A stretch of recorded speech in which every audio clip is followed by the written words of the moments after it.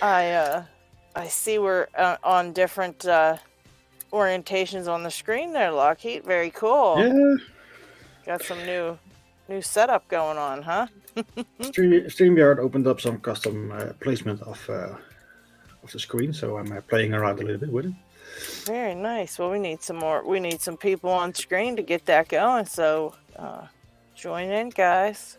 LockHeat can play musical chairs with us for a while. All right, we got somebody already. Is that Dev? Hey, Dev. That's Dev. How's it going? Good. How are you? Doing good. Ready to hopefully pop some locks. You're asking a lot for live, Dev. You're asking a lot. Oh my god, I know. I picked out some stuff too. I haven't done pin tumblers a lot in a minute, so I was like, well, you know. Hey, why not? And then if it doesn't open, you could say it's because you were live, right? Yeah. I like that. Probably the reason it wouldn't open anyway, because it's very hard to get things on live. Yeah, we got a few people already in the comments, and I'm trying to shrink the screen down so I can see everything, so I can still see us and these guys. Okay. So we've got Trucking Lock, Lockpicker 1969, G Keyman, Steve's Lockpicking, Prevarication, J Gabriel, Dana Reed, DMAC, Picksmith, and Greenish, and Paracentric. So hi guys. All right. Hey, from the Great White North. Hello. Man, that was a cold night. Yeah, I heard that. Like you were imagine without power. Got down to 52 degrees in the house. Oh my gosh. And my wife is already always cold, so. Oh man. She became a warmth vampire last night. So. Yeah, that's cold. Did they say what happened that knocked all the power out? Apparently, a substation caught fire and burned to the ground, apparently, before they could get it out. And I'm guessing they had to get a bunch of equipment in to put something else up. But wow. So how long were you up without total? 24 hours? 20 hours. It wasn't terrible, but it was cold. It reminds you of the small things, you know, when that happens. It's like nothing's charged because you weren't ready for that. You know, you no. I had power banks. I've always had those ready to go. So our cell phone stayed fully charged the whole time. Well, that's good at least. You'll get that one. That one's easy. Shit. Picksmith. Yay. That's a new way of being introduced. Oh, how's everybody today? Hanging in. Nice. So yeah, what are you guys picking? What you guys got going on? I'm trying like hell to learn disc detainers. All right. Me? I'm gonna pick my ass. Perfect. Okay, but how you needed to do that on picking time? You know, Jay just makes it very hard on us to even have a real life and try something that's not Mission Impossible. Yeah. Very nice. Very nice. Who else trying to get in the way? Yeah, I heard. Oh, that's hilarious. Yes. I was wondering where he put the googly eyes on that one. Right where you can see them. Staring at you while you pick the lock. That's so funny. Leave it to Jay. Does it count if you knock a googly eye off while picking it, though? Is that part of the anti-pick mechanism? Yes, it is. Then it can stop staring at me like a creepy little bugger it is. Boy, oh boy. You'd have to sit there and say, my ass is staring at me. That's kind of weird.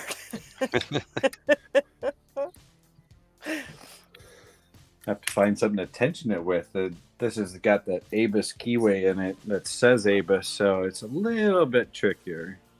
Oh yeah. Oh, nice. Yeah, I'm thinking his little brother.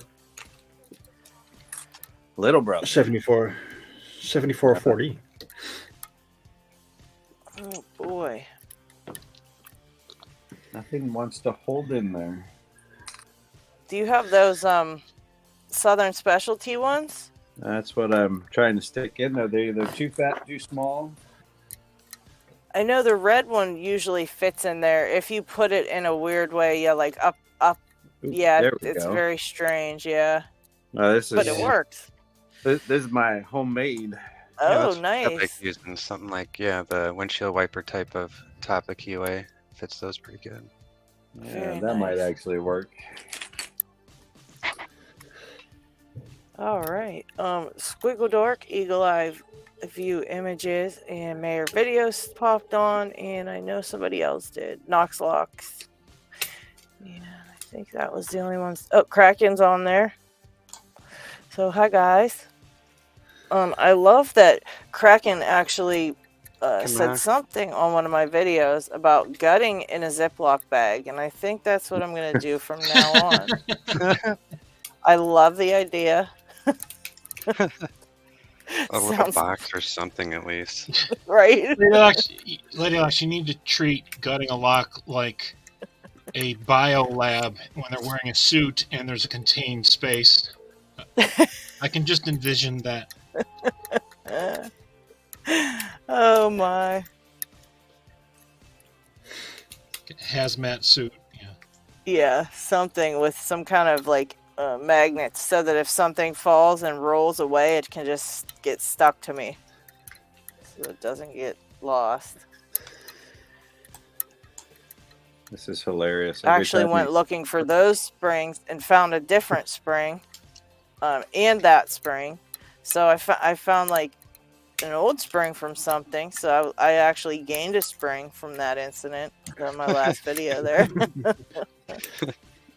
They multiply. Yeah.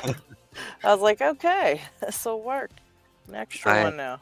I got everything as on a carpet, well, not on a carpet area, but over carpet, and so I lose stuff often. And I love when I vacuum that I hear a click, click, click, click, click, and it's like, oh, there goes a pin. Yeah, you're thinking, dang it. Yep, that's where that pin went. Lady Locks, you realize that you are now supporting the mistake that was made in your interview, where I referred to in the video as him instead of her. And where we called you one of the guys, because saying that you have a part left over after you put something back together again sounds like a guy thing that we would do. Yeah, that's true. There's always. And we just shrug our shoulders and move on. Yeah. Or a Swedish lock. It can live without that part. Yeah. Jeez. It's either that or a lock from a Swedish brand. Just like the furniture store thing. Yeah. You always end up with extra stuff once you're finished, doubting yourself like, did I do something wrong? Or... Yeah, I always see their extra parts after putting things together. They send them out now. They send them out with extra parts. I think it's to cover up you guys having extras left over. So it's just like, no, that was one of the ones they sent. That was an extra that was there. that was by design. Yeah. Captain Ron's asking, did I get his package that he sent out? And I sure did. So check this out, guys. Very cool. Thank you, by the way. He sent me a challenge lock to pick. Let's see. Check out this little tiny thing on the keychain too. Very cute. Oh, nice. It's called Return to Sender. So very cute. I love this little lock here. This is super cute. Such a cute little thing. But yeah, I tried picking this for a few minutes and didn't really get anywhere. So that's what I'll pick now, actually. I did have it sitting to the side to try to pick on picking time. So here we go. Ooh, there's my open. Oh my gosh, congratulations, Dev. Yay, I was not expecting that. The bidding on this is crap. I mean, really good, not crap. Like, Oh, in wow. a way too. Eva Oh, that's a great DPS. job. Yeah. Nice job. Yay. Those are a pain. Very good work. Yeah, that the keyway, I was not expecting that at all with that keyway. But I was getting clicks, so I kept moving. Heck yeah. Oh, Paracentric, hello. Hello. Drop the tweezers. Drop the tweezers.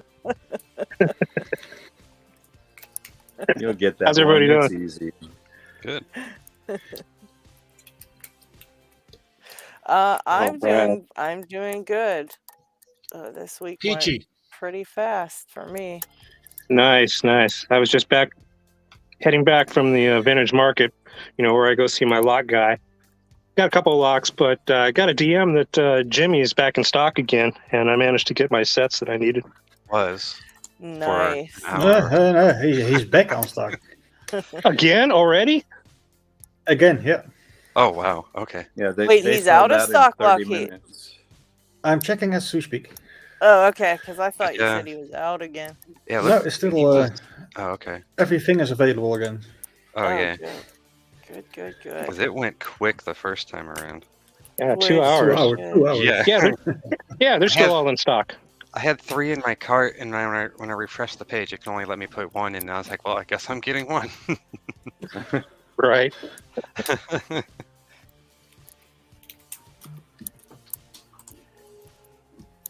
Yeah, they went really quick. And then we have a package we're getting ready together for Dig because he won a while back, but he had extra things that he wanted to get sent to him while we were already sending something.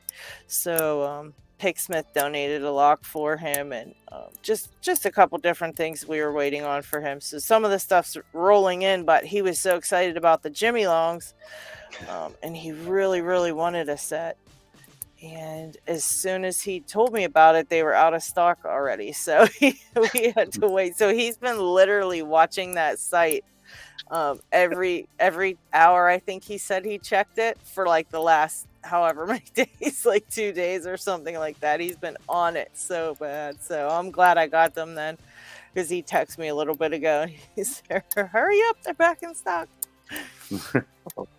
Man, they just disappeared. Man, there were like 3 of the sets were still available when I started looking at 6:30 in the morning. Because these guys got the nod at like 5, being on the East Coast. And then they just sold out right underneath me. It was amazing. Yeah, that's crazy. I understand why, though. I mean, his picks are great, and I think everybody was scared like they weren't going to get them, so everybody kind of, yeah. It was like toilet paper in the pandemic. Yeah. Yeah. You are right. And then I was like thinking, I still want to use them on our giveaways, so I want to get a couple sets for that, but I'm gonna wait until everything slows down, because I just definitely don't want to get any extras and take away from somebody who really, wants them. So I'm gonna wait, and once everything slows down a bit, then I'll get some for our giveaways. But yeah, that's totally awesome that he did so well with those, for sure. That's nice to see that. Oh man, I was ready to wrestle old ladies for 4-pack of toilet paper back then.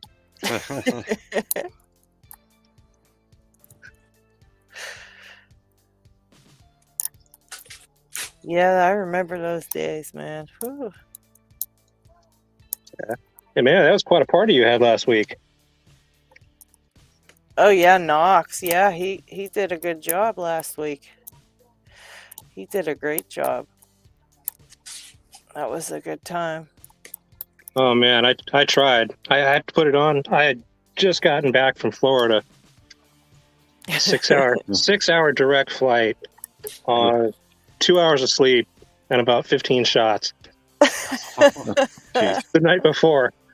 Oh god! I'm not kidding. I slept from like 3 in the morning until 5 in the morning, and we had to get up and catch the Uber to the airport and all that nonsense, and get all the way back and wait in line and luggage and another Uber and get all the way home. So I was laying in bed watching, and I just passed out. I woke up Oh, sticker pack 2? Okay, here we go. Wake up. Fall asleep. I don't know what this hashtag's for, but I'm going to type it. And next thing I know, it's like almost 4 o'clock. I'm like, I guess I missed that one.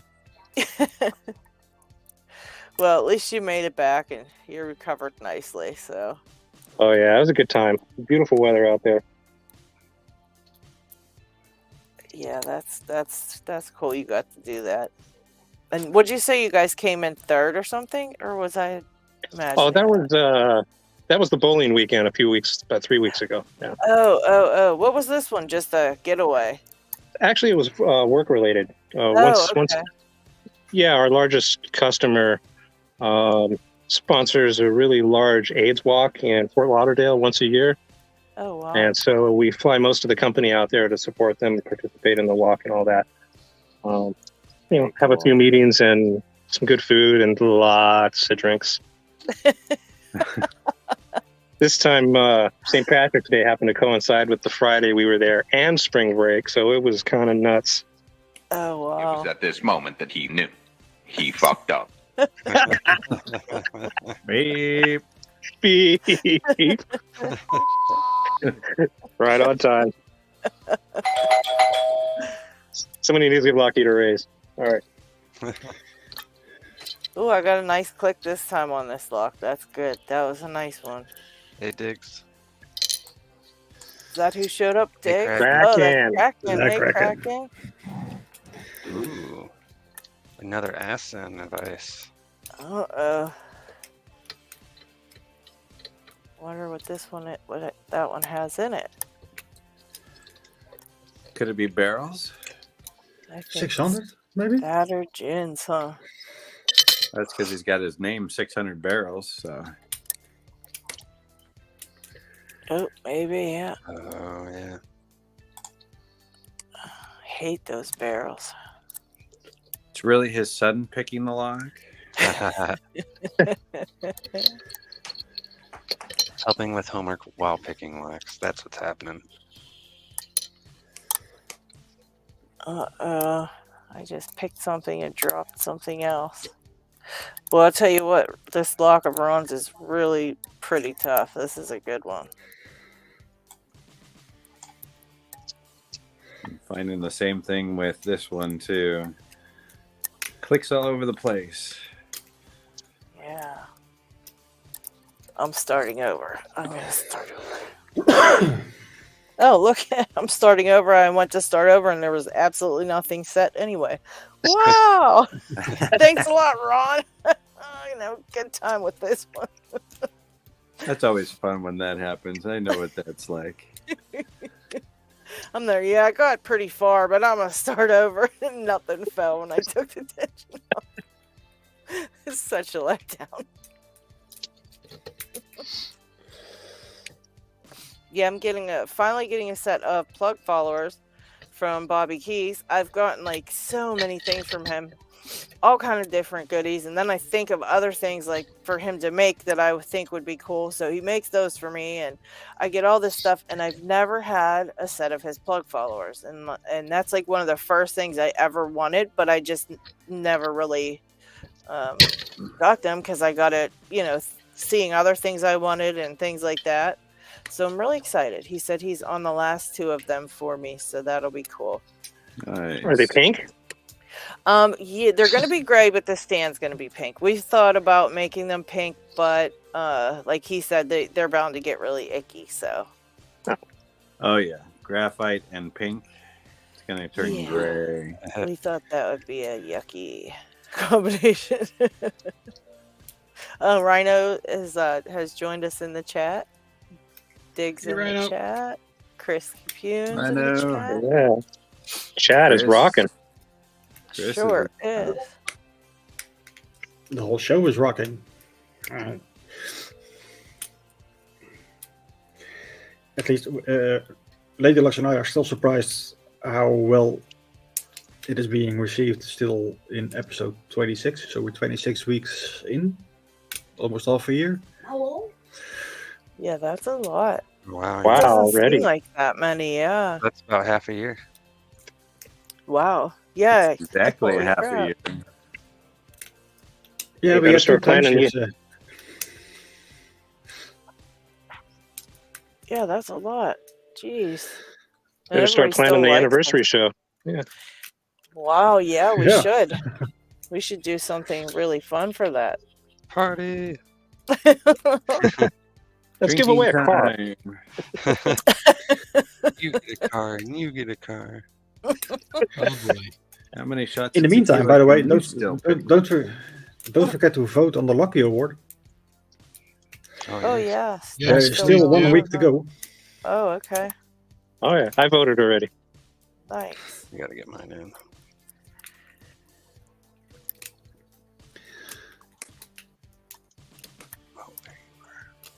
Oh, So in Prevarication about, says he has a pink pinning tray with the same problem. It's all grayed out now. Captain Rod says, you get a Jimmy Longs, and you get a Jimmy Longs. Hey, you never know. We might do that. I like to give away. I like to get those for the giveaways because it just, kind of stays in the community. 52 prizes.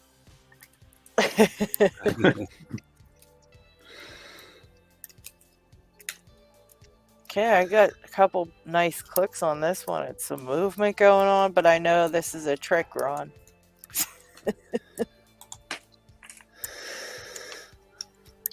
Cheeky man, there's a link in the description where you can click on to the voting form. You have to register once, and after you have done so, you can place your vote for each category.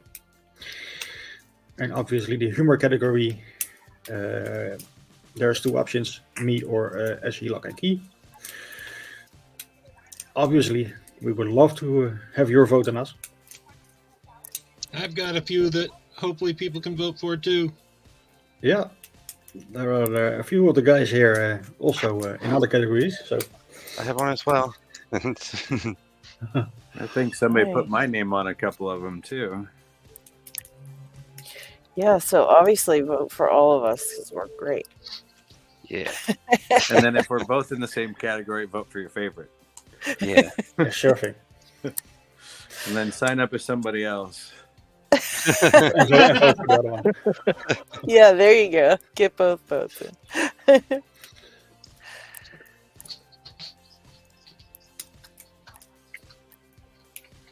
I'm being very careful with this one now because I got a couple nice clicks and I'm like, I don't want to screw it up. So now I'm like doing it very gently. I tell you there.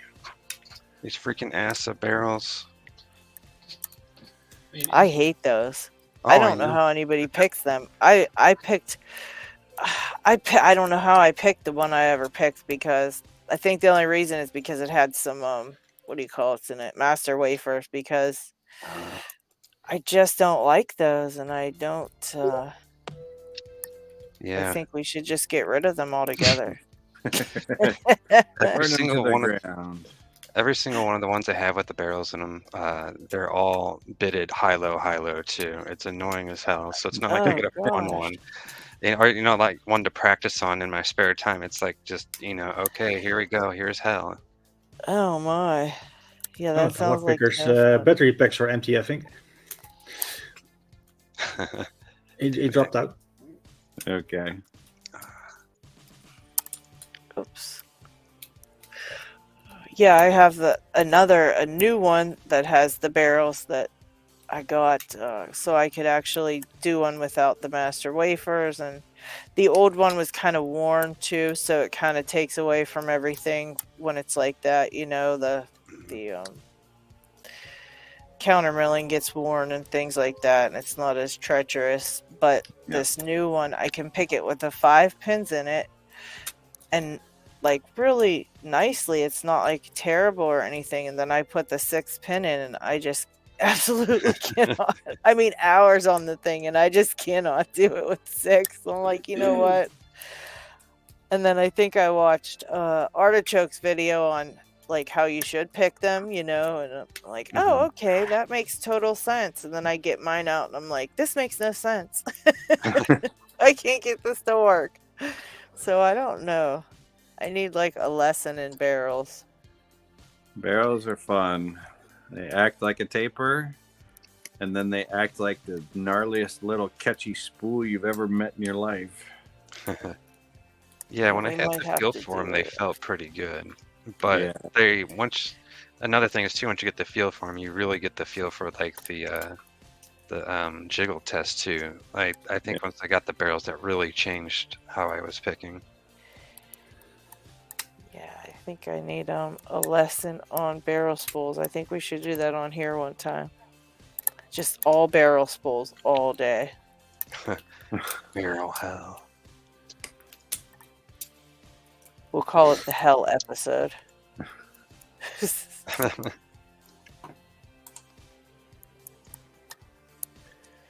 You can have an episode called the naughty episode, and everybody gets their naughty bucket locks out. That's a lot of locks on the table. That's a lot of lie. I got a box full here.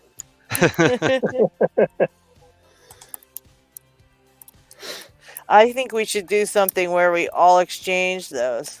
Like everybody just pass it to somebody else and just kind of pass it around in a big a group of us and see who can pick the ones that somebody else had in their naughty bucket. That's what I think. And then tell you how they did it or give you little tips or pointers on it. And then maybe you can evict it from your naughty bucket then. So I can send you my U9. Okay, perfect. No. And I'll send you my U9 too. Send it to Isaac. I have a U9 that doesn't have the serrations. So it's everybody believes it's a red belted lock at that point. But I want to pick it someday. I can't imagine you have too many things in your naughty bucket there, Picksmith. Oh, yeah, it would fill this table. Really? Yeah. Holy cow. I have a lot of Asas, Abloys, even some lever locks and distainers and a bunch of challenge locks too. You want me to throw 12 Harrys on the table? No problem.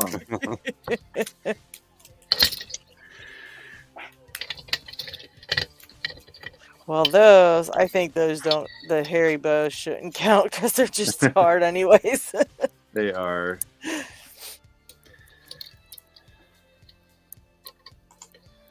Oh, and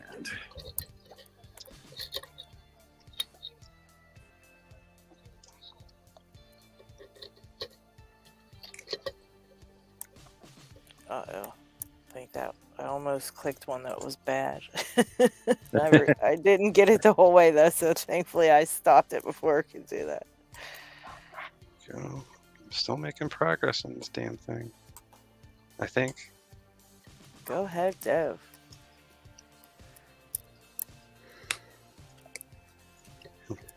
The midnight naughty Victor. Isaac.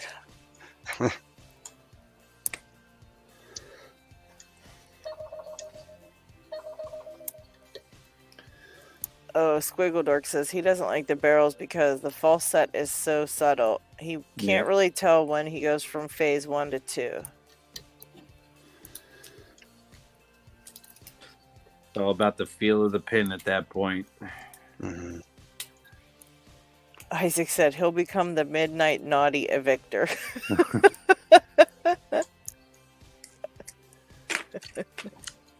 And Chris is saying hello. Hi, Chris. Gotta have Chris pop in and tell us a story. And there's Snake. Welcome. Oh, there's Snake. Hello. Oh, nice. Hey, Snake. And also, Squiggledork picked his first black belt lock, a black belt 2 lock. Ooh, which one was that? The Tan Detector. Oh, neat. Haven't even heard of that one. Yeah. Lever lock, I believe. Oh. He picked it super fast, too. He made it look super easy.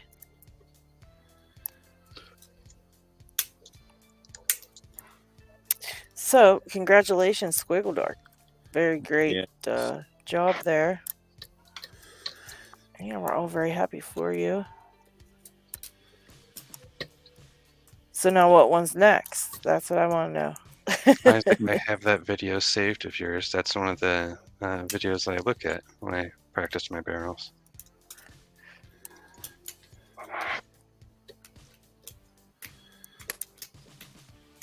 Yeah, I might have to watch that one, Isaac.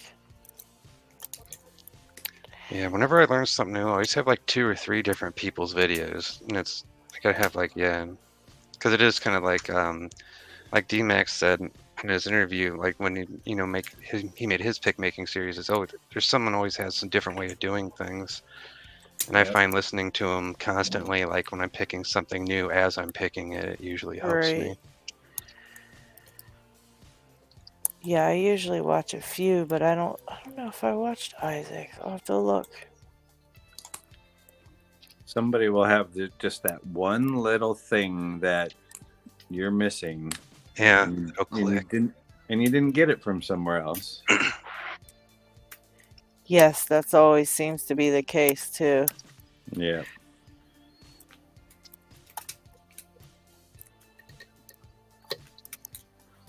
All right, Ron, this lock is a bastard. You should have named it Little Bastard. You'll get that one. That one's easy. I didn't say that. This one's being a pain. That was easy. It's watching you too. That sucks so bad. My favorite part is you get a click and the eyes bounce every time. It's like, it makes you smile and laugh. That's too funny.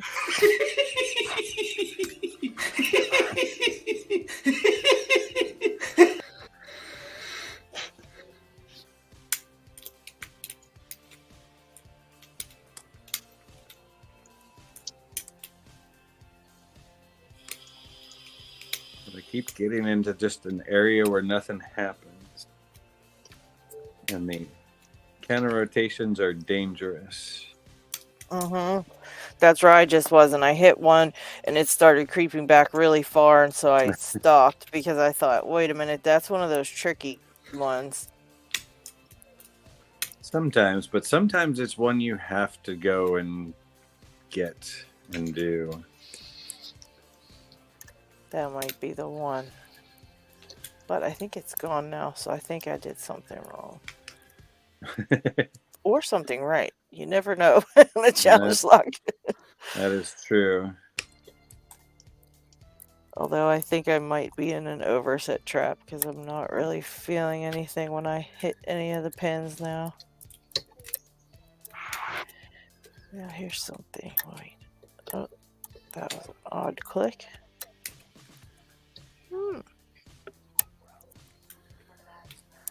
And how's the disc detainer going, Lockpicker 1969? Leave me alone. Oh. That's good. My it's going that well. If my damn fingers didn't get tired, I could actually hold this thing and when it's on a disc.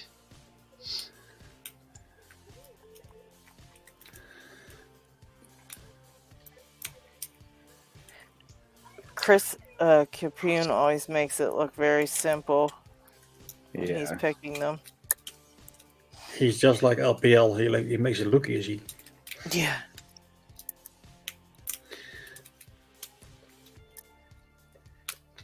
D-Max getting a kick out of the goofy eyes on that Lockpick Smith. Yeah, that's pretty disturbing. Yeah. When my ass is looking back at me, it's just wrong.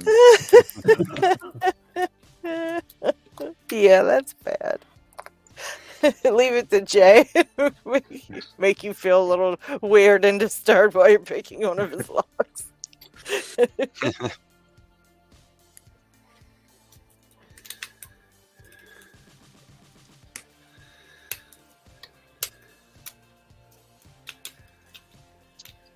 Picking 8 little pins too is bizarre. I've only done 7 in a little padlock, but 8 is so deep in there. Yeah, that I remember him sending me. He sent me LockHeats to try, and it was crazy. I could not. It was bad. I couldn't get it for anything, so I sent it to Lockheat. And no, he's stuck with it.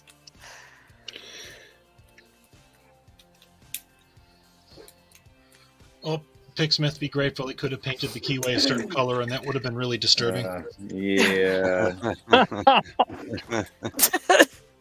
I'm already picking a black hole. I think, you know what? We're just going to leave something to the imagination.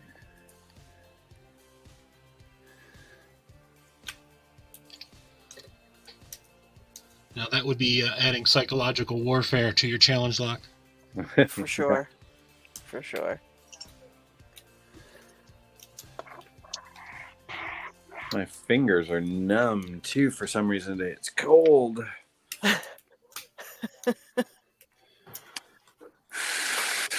Yeah, I think, Ron, that I am going to give up for a bit on this one. This is tough. It is not telling me anything but tricks. Trickery.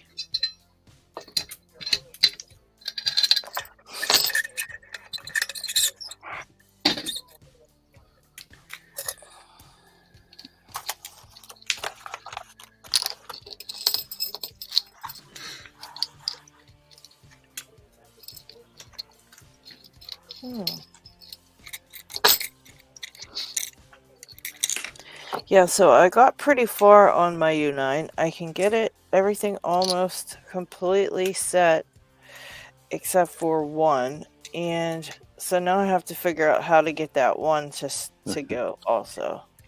Is that when you're doing all 9 of them now? Yeah. Yeah. The very number, I think it's 8. Number 8 is the very high, is like the max lift. And yeah. It's just not lifting. And thankfully, it's all alone. I mean, it's on the left, and all the other ones around it are on the right. So it's by itself and all alone. And you would think it's very easy to get to and, easy to get set. But it's just, it's probably going to be a matter of when it likes to be set, before something and after something. And, but I just haven't found that yet. Out of the 382 clicks it takes to get it open, I've just not landed on that one. That one where it likes to be opened. As long as it's not behind a deep one, that's beneficial. Yeah, no, it's all by itself. I thought for sure, wow, that won't be so bad, but yeah, it's bad. It's just not.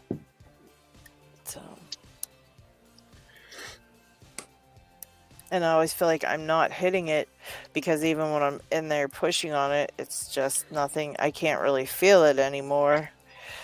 So I get all confused. And boy, after picking with these metal handles for a bit and then switching over to wood, it feels way different. They feel like they're light again. Yeah, it's nuts. Ooh, I'm in the deepest fault set yet. That might be good news. Either that or it's really bad news. Yeah.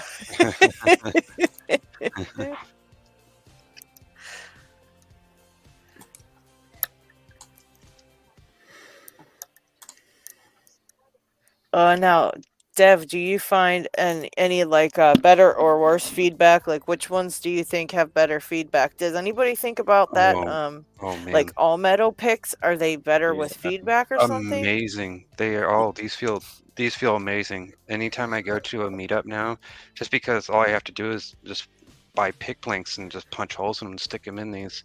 I let everybody use these just so everybody can get a feel for them. These feel amazing. Okay. And these are 3 or 4, like the feedback. And that's what I was kind of commenting on. When I switched over, it just felt like weird. The feedback almost was less than half than what it was. Like wow. It made a huge difference.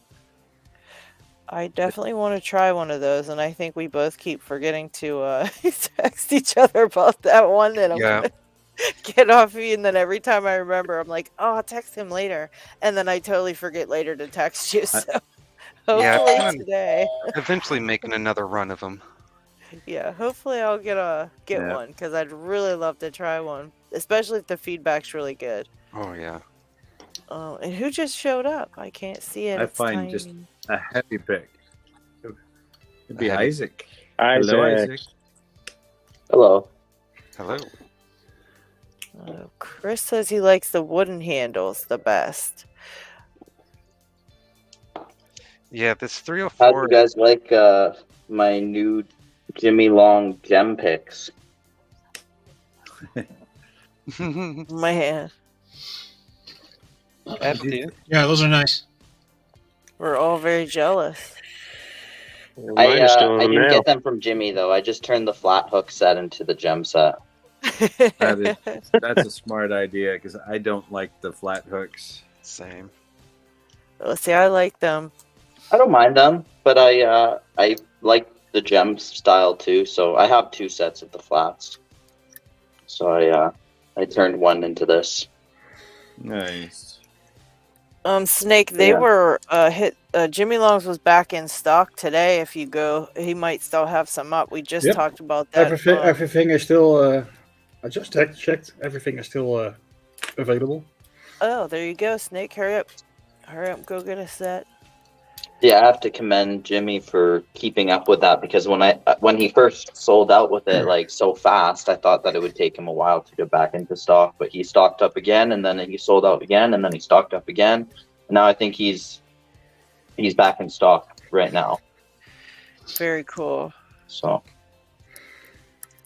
yeah, I don't think think he the story expected was- for how popular and successful it was gonna get. And honestly, at this rate, if it keeps going like this, he could probably just focus on the picks. And Yeah. make a good fortune from that. So Seems like he's getting it streamlined enough though too, where that's really helping him out, getting the process for it done. yeah, and he's also planning to release 15,000s, like the thinner versions, and he's Oh. also planning to get into like dimple style flags at some point. Ooh, Oh okay. shoot!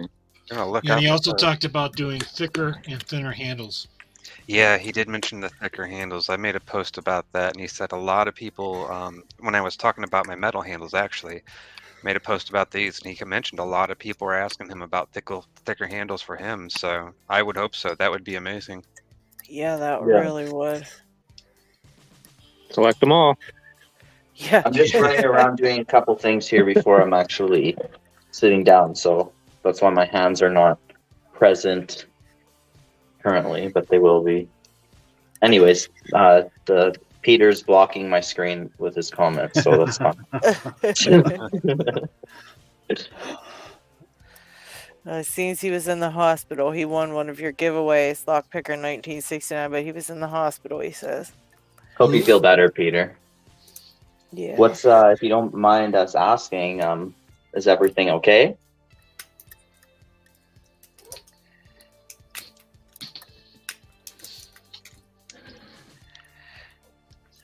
Dana Reed said she's dropped her tensioner twice now. It's not her night. Hey Peter, I just posted that video this afternoon, so you have time. And as far as I'm concerned, you've reached out to me on here, and you're good. Just get me your address and the pertinent info, and I'll get it out to you. Well, congratulations, Peter. Yeah. There you go. By the way, LP69, I'm so sorry I had that major brain fart. I got confused between 2 hours in front and 2 hours before. That sucks. That's okay. I'm kind of used to that. So don't fret. It happens And all the the thing time. is- More than you would want to know.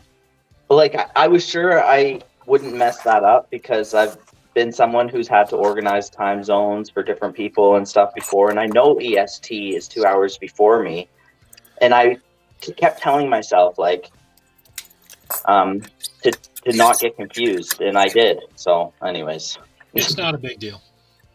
but maybe this upcoming Tuesday or something if you want, if you're not busy. We can chill for a bit.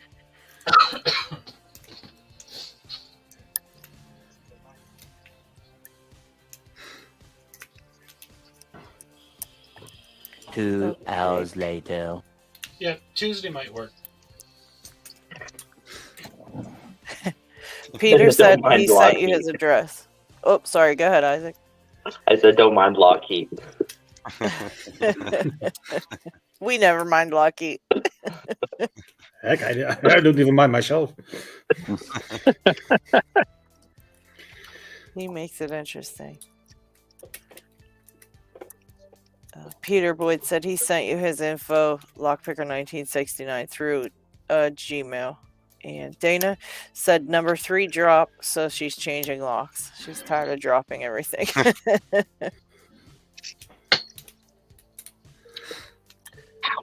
Gosh, I remember when I first started picking the American locks is when I switched to the top of keyway. And boy, did I freaking drop my tensioner. I mean, so many times. And I just kept thinking, why does anybody even tension things like this? I hate it. I mean, hundreds of times. It had to have been hundreds. I would just see them fly across the room like, okay, here we go again. Yeah. In a minute or two here, I'm gonna bug you, LP69, to see if you can show us how you're picking the DD lock, because I want to spectate. Oh boy! Like but just give me a couple minutes. Yeah, I am able to stay till about 5:30 to get ready for HV Logic's interview. So. Ooh, nice. Nice. Cool. Oh, nice. Yeah, I'm not gonna be able to do Tuesday. I have That's to move okay. Mondays to Tuesday as it is right now. We'll find a time, but just maybe in the evening sometime is. I'm usually pretty. But even the thing is, like, what's that? I said, or I'm going to be in the doghouse with my wife. It's her birthday tomorrow, and I scheduled a pre-interview on Monday.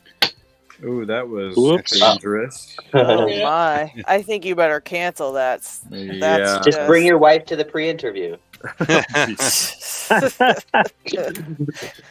Isaac. That's not. Why don't you pre-interview your wife Not too? gonna work. Like, I would want to hear an interview about you interviewing your wife, the wife of a lockpicker. She's exceptionally supportive.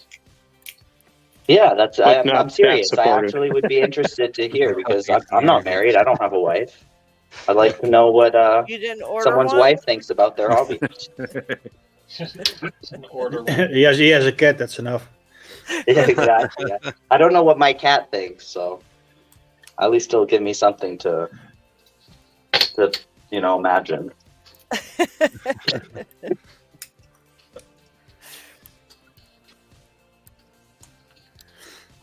And I by don't the know way, what my dog is thinking, but he's just sitting there staring at me. So he's definitely thinking something. yeah, he's thinking something.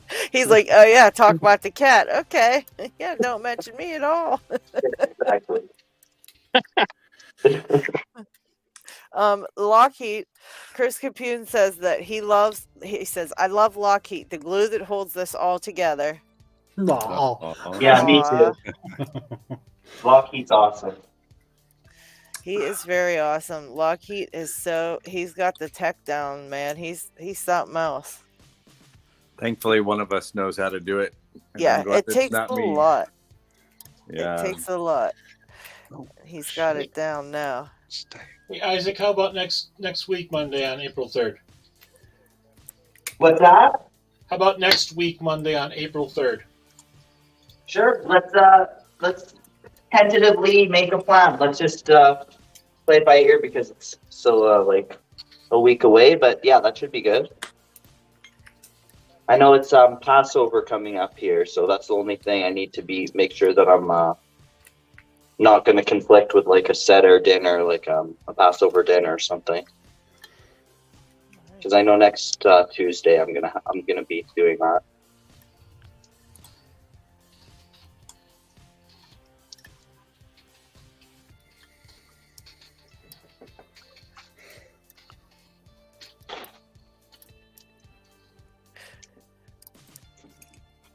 Oh, there's my supportive spouse, Tiwanaka Metal. Hello. Jeff says, sounds like a whole hashtag getting lockpickers to interview their spouses. Someone write the questions and we should get them all answered. How much have you spent on locks this week? Shh, not that one. We should make a Facebook group for like spouses of lockpickers. support Facebook group, like they can have a support group of their own. So the pictures are just like the pictures of our backs while we're working. Like, oh, they've been sitting there for 10 hours. He looks at that ass of how he used to look at me. LPAA group. A picture of a lock and be like, I don't get what's so special. It's just a lock. What did you say, Lockpicker 1969? You gave it initials. What was it? LPA. Lock Pickers, Lock Purchases Anonymous. Exactly. I'd love to see an interview series of people that are dating pickers that aren't in like a relationship yet, because a couple of the dates I've been on, like, well, if you wouldn't have told me that you had locks everywhere in your house, lock picks everywhere before I came over, that would have been a little intimidating to me. Because literally, if you walk in my house, like, yeah, it's pretty all bad. locks, all locks everywhere. Yep. That's funny. I keep mine. All right, while we're doing the fire drill, I'm gonna step out for a couple minutes. I'll still leave my camera on, but I have to let my dog out. Okay.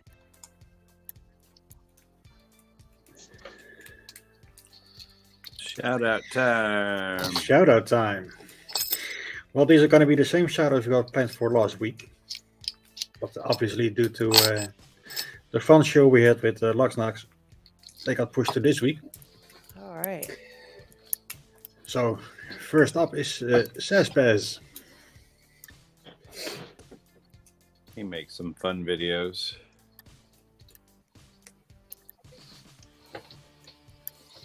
And he's all about puzzles also, I believe. I don't think I'm subbed to them. What was the name again, Locky? Sazpez. Oh, okay. I don't think I am subbed to them. I'll have to check that one out. No, I don't think he... Well, no, he does do some puzzles, but they're mostly lock puzzles. He put together a double-keyed padlock. I think one of the Titan ones. And he has a challenge lock floating around the States. One or two, at least. Oh, okay.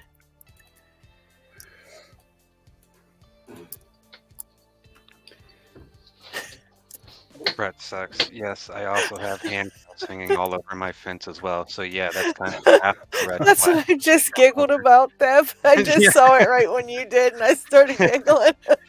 Yeah, I have quite a few handcuffs hanging around too in my living room. Chris does too. That will scare perspectives off. Yeah, like I had my front door kicked in a year or so ago, and the cops came here afterwards. Like they looked around, like, okay, dude, what the hell's going on? What do you do? Shit. Yeah, that would be a little bit awkward. Oh yeah. my. I think at that point with the police, it would be easier to just tell them you're kinky or something. Yeah, right.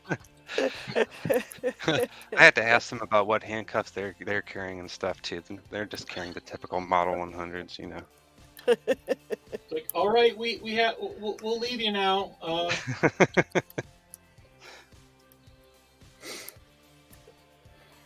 Well, anyway, that's Sazbaz. He has, what is it, 2014 subs, so just needs a few, I think.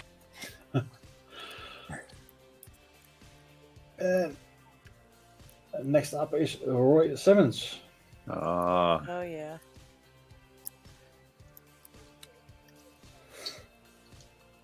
Hey, that one I did not have. You don't have Roy? No, I do now.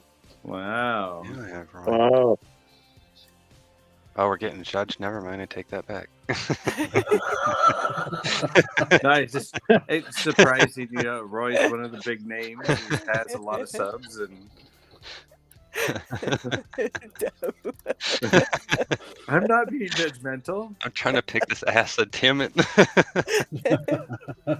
Oh.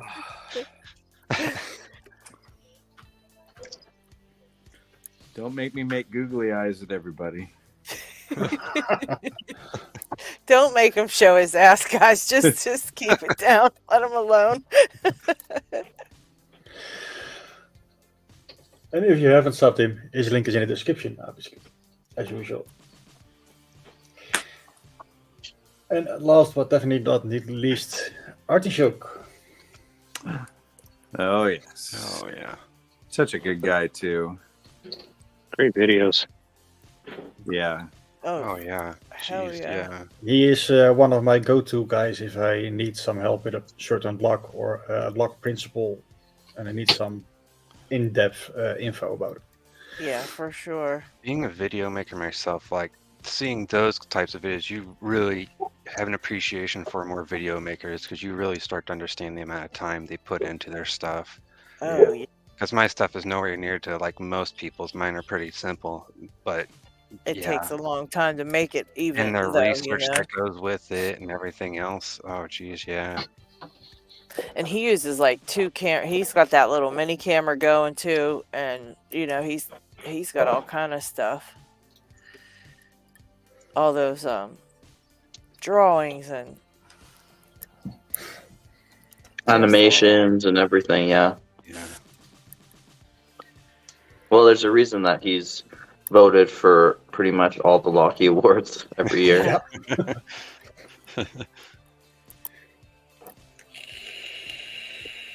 Very cool. He does very cool videos. Yeah, he's one of my go-tos as well.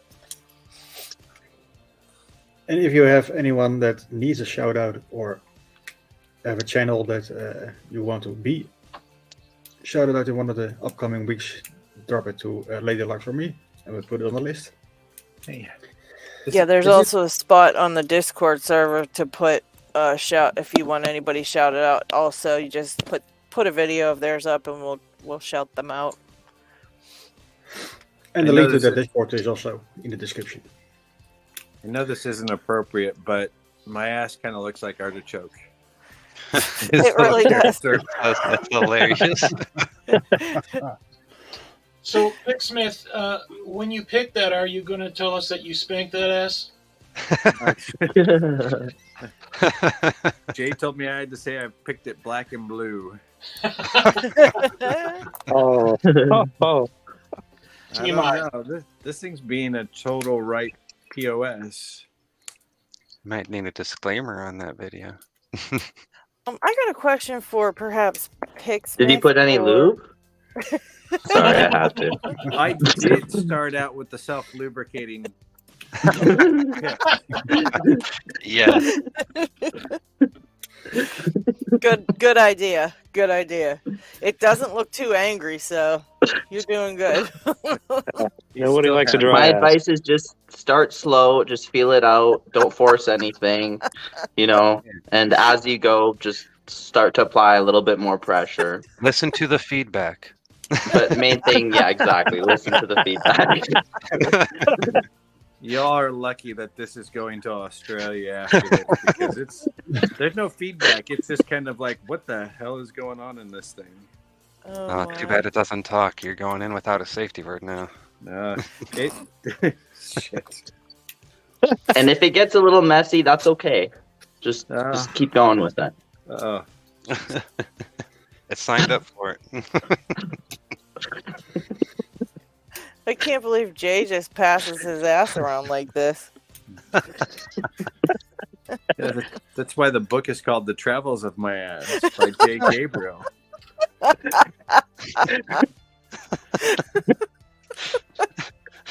Man, leave it to I'm Jay. gonna drop some damn pins. Leave it to Jay. Oh my gosh. I have a question for Picksmith and maybe Isaac. Do you guys know where we could get any blank Primus keys? No.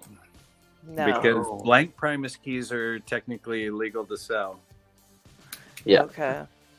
They have to be cut as a Primus dealer. But I do have some ideas.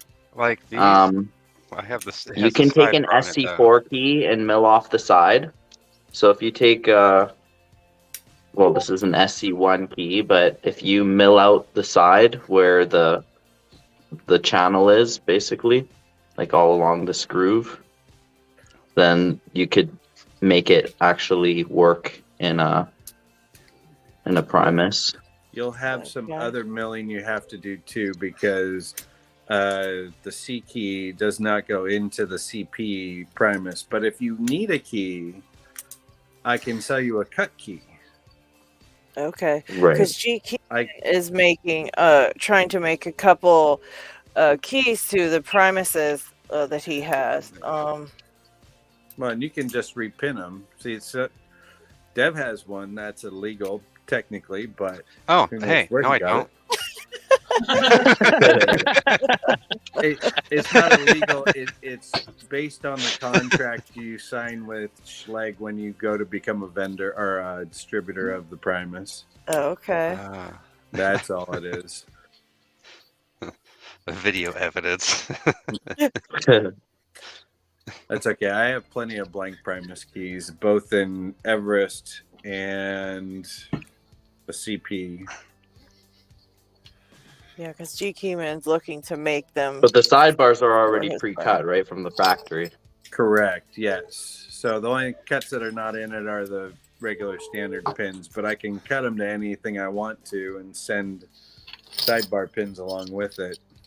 You could also 3D print one. Like if you want a true Primus blank that also has a blank on the, like for the side pins as well, then you'd have to make it. Yep. But there's also a program. I heard about this program that it can take a keyway that's restricted and then modify a shape that will fit in the keyway but isn't the actual shape, so it doesn't break the patent, and then you can make that. Okay, yeah, because he says he can repin it, no problem. It's the finger pin section that he's trying to figure out. And it also depends on what keyway he has. If he's got some oddball EP or FP or the FE or whatever. Well, these are some of the ones that I got with no keys, and was with a big pile of locks. So, these are just the ones that were keyless Primus, and he has always been wanting a Primus, so I sent him one, and he was going to make a key for it. So I thought if he could make a couple keys for them, I'd send him the rest of them, and he could make nice keys for. He made keys for every single lock I sent him, so that's really cool. Well, and if those are the ones that I sent out, they're just a CP keyway. Yeah, but I don't know whose sidebar it is. Yeah, that was the ones you sent, but I.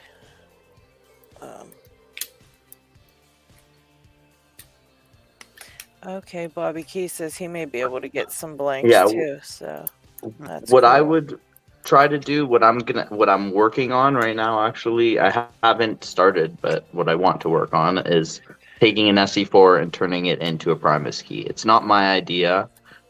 It's something I've seen someone else do, and that's why I want to figure out how to do it. Yeah. Oh, cool. Just has some extra milling and warding along the couple of parts of the key. But the CP Primus is meant to go into regular C, so you can do multi-layer security keying with standard cores and Primus cores. Wow. So it's backwards compatible, but the C won't go into it. Unlike if you get into the Everest, the C123 key for standard will fit into the C123 Primus, but won't work because it doesn't have the cuts. But it could be easily cut to be that. Okay. Yeah, he busts out keys are all like crazy. So he said, let's see. But also sometimes you can find on eBay people selling them, even though it's technically illegal. That's where I got mine. Yeah. I have a couple from a system that I bought that weren't even the correct keyway to what I bought from the company. So I don't know what the sidebar bidding is, but they don't fit anything that I work with. So it's like those can go easy. Yeah, and I think I'm pretty sure GQ Man got on Discord, so he could talk to you guys on the Discord server about maybe figuring that out. Okay. Because they're, yeah, he's really good at that. He does keys for all that stuff. He had them made like the next day. I was surprised. He had a picture up showing what he got, and then the next day it was like a picture up showing what he got plus keys. I was like, holy crap. So very cool.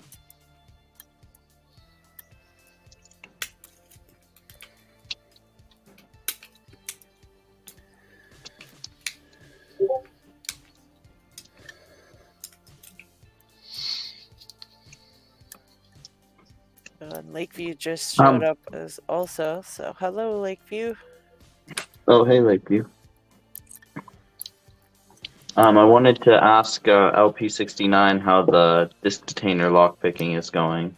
Terrible. And see sort of how you're doing with it. Terrible. Mind if I watch a little bit? Go for it.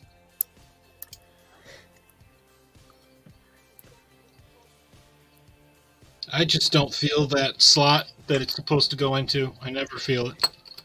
I don't know if I'm just looking for more than what you're actually supposed to experience, but... Welcome for verification. Hey, Trev. How's Thanks. it going? Hey. Doing okay. I'm just going to be filing some stuff again, so it may be kind of boring visually. But yeah, I'm also curious about the disk detainer stuff. Anytime you want to start that, for sure. Sweet. Put him up on the big screen, LockHeat. Let's all breathe down his neck while he picks the... So, do you have a Vice, by the way? Yeah, I was doing in a Vice earlier, and it just really wasn't helping me, because the problem I have is maintaining control and turning the tool. And if you get to a certain point, I have to adjust my fingers to re-grip it to continue to be able to turn it or whatever, and I just lose the disc after that and have to refine the disc all over again. Well, that's okay. But I have a couple tips though. I think doing it in your hand is okay, but I think it is harder to learn like that.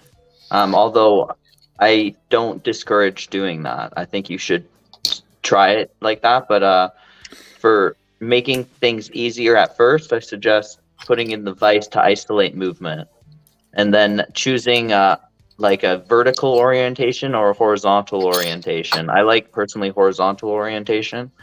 It just feels more natural to me, but some people like vertical better. So it's just whatever your preference is. And Chris is asking what model you are picking. This is just a generic SUS 304. I have that. That's the first one I picked too when I was learning. That's a good one to screw around with. I think is it front tensioning or is similar? That's the other thing I'm trying to understand better. Do you know if it's front tensioning or not? No, I don't. Let's see the key.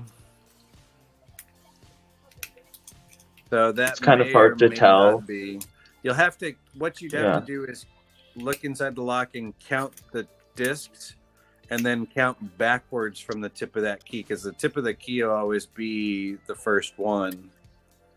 Well, honestly, I find that you'll know, like you'll be able to check it.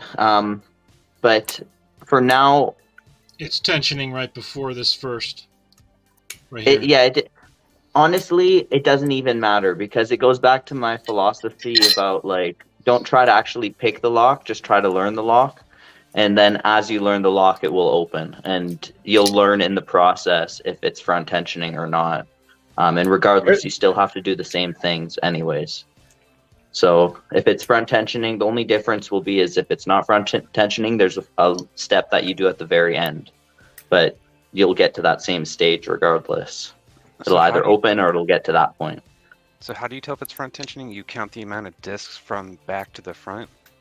Well, just to see, because then you can see the cuts on the key. Okay.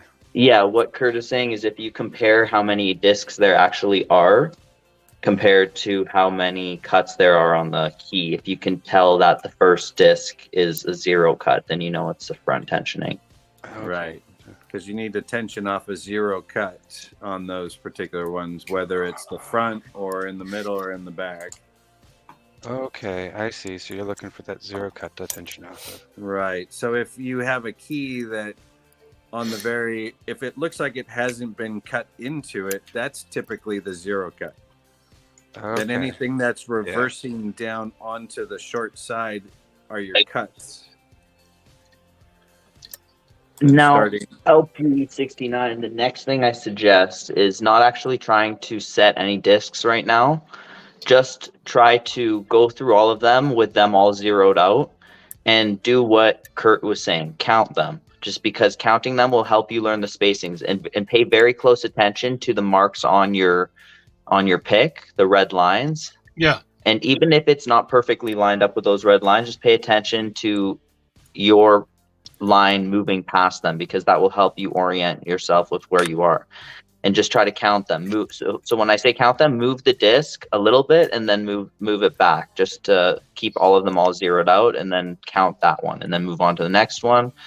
And then by doing that, try to see if you can stick your pick all the way through the lock and back with it all zeroed out, if it can slide smoothly through the whole lock.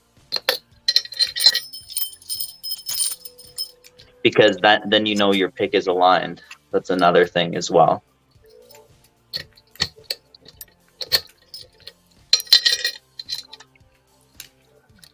Learning tip movement through the discs is fun, especially when you start setting them, because if you're having to go forward or backwards, you're moving your tip to fit through the rectangle in the disc, and it could be set at a 4 or a 3 or a 2 or a 1 or a 0 or however many. I think it's 4 or 5 of them. I forget. Different cuts? Yeah. It depends on the model, but I know with Abloy there's 6. Okay. Kind of cool. Somebody picked a Protect this week with RWB's yeah, I saw. new. I saw that. Yeah, that's cool. I want that really pick. cool. I want that pick in brass. Do they have a new one? Yeah, he's got a rear tensioning version that's being worked on. Nice. I'll have to get that as well. I have the front tensioning, and it's gorgeous. It is.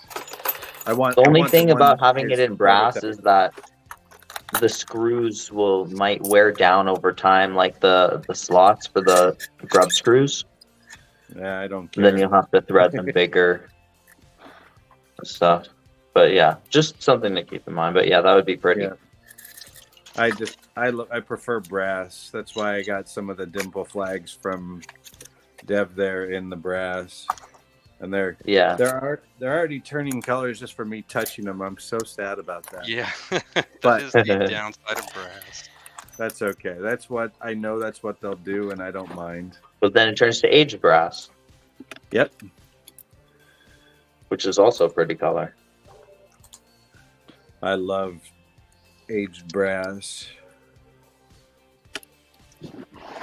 Since So, we're on the dinner topic, I decided I'm going to pull mine out as well.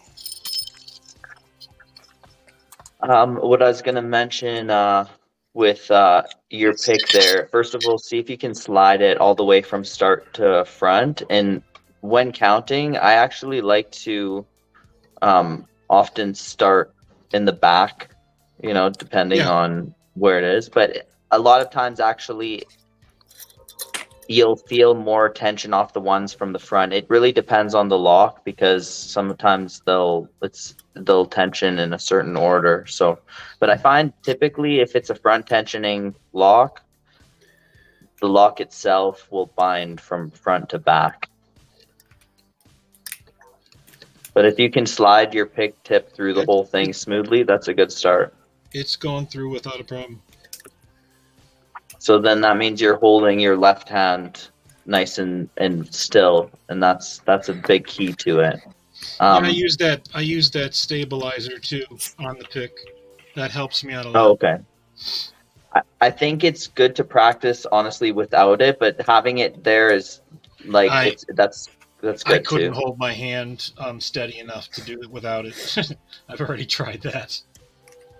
Well, it'll just help the feeling. I'm not saying to take it off. I'm just saying just as you develop your skills, same thing like what I was saying about doing it out of the vise too is not a bad idea.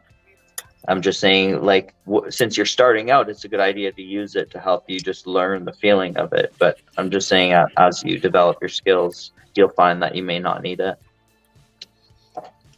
Yeah, after a little bit of trying to stabilize it with myself, I get like tremors in the hands kind of thing going on. Yeah, and I know you have previous issues with your hands too, so but at the same time you'll see as you get better it might feel different, so just don't write it off.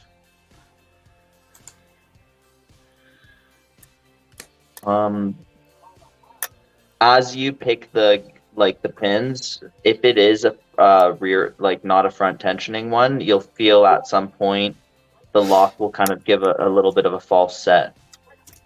So if that happens, then that indicates there's a last step that you have to do. But the first key is just to get used to all of the how it feels going through each states when the pins are or the discs are binding versus when they're not binding, feeling when they go into a gate and the jiggle in a gate that you get, and then also when they're at a 0 cut versus when they're at like a 6 cut or a higher cut,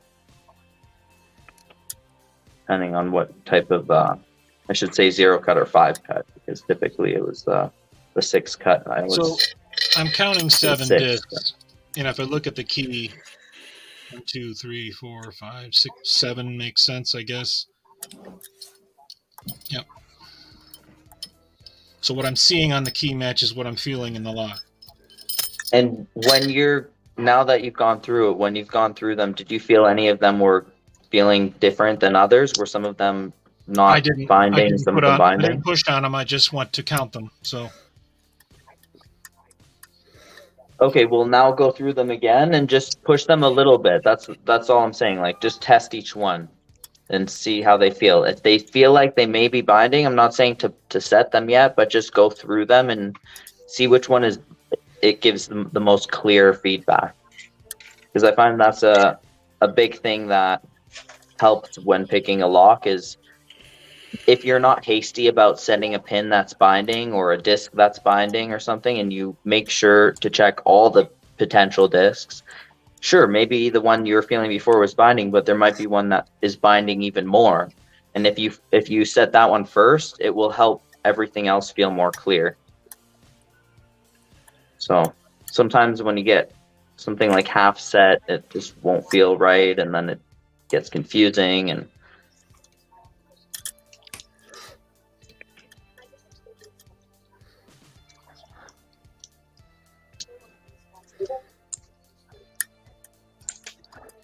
also, are you just I was gonna ask how you're making sure that you're not going past the first disc. Are you being aware of that? Yeah, the front?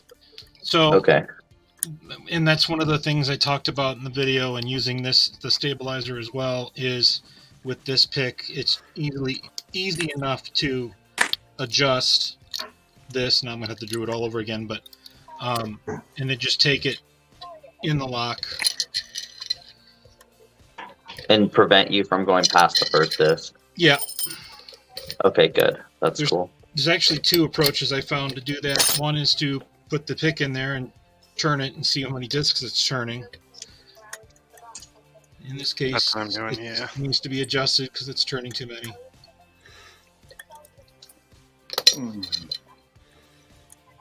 Oh. Okay.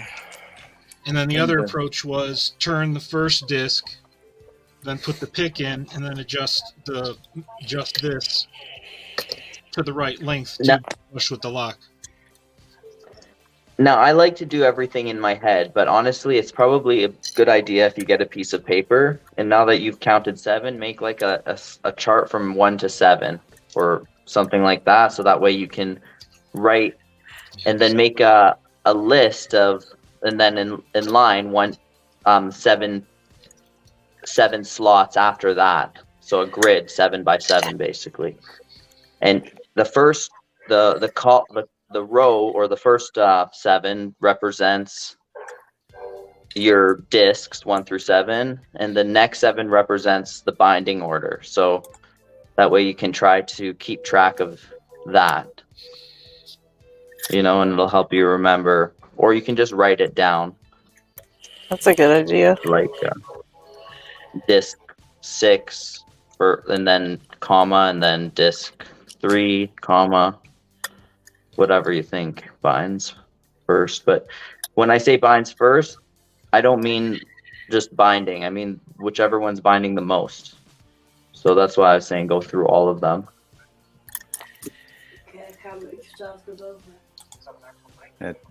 Turn them back.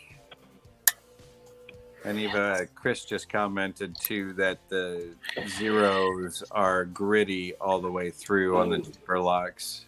There you go. And you won't feel. Yeah, exactly. A 0 won't even feel like it's binding at first, and then if you try to push it past that point, it'll just be like what Chris is saying, gritty and stiff the rest of the way until you bring it all the way back to 0. And then it gets a little bit of movement again. Yeah. By the way, Picksmith, did I just saw you were opening your ass? No. I'm giving up. I was doing the googly mad dance.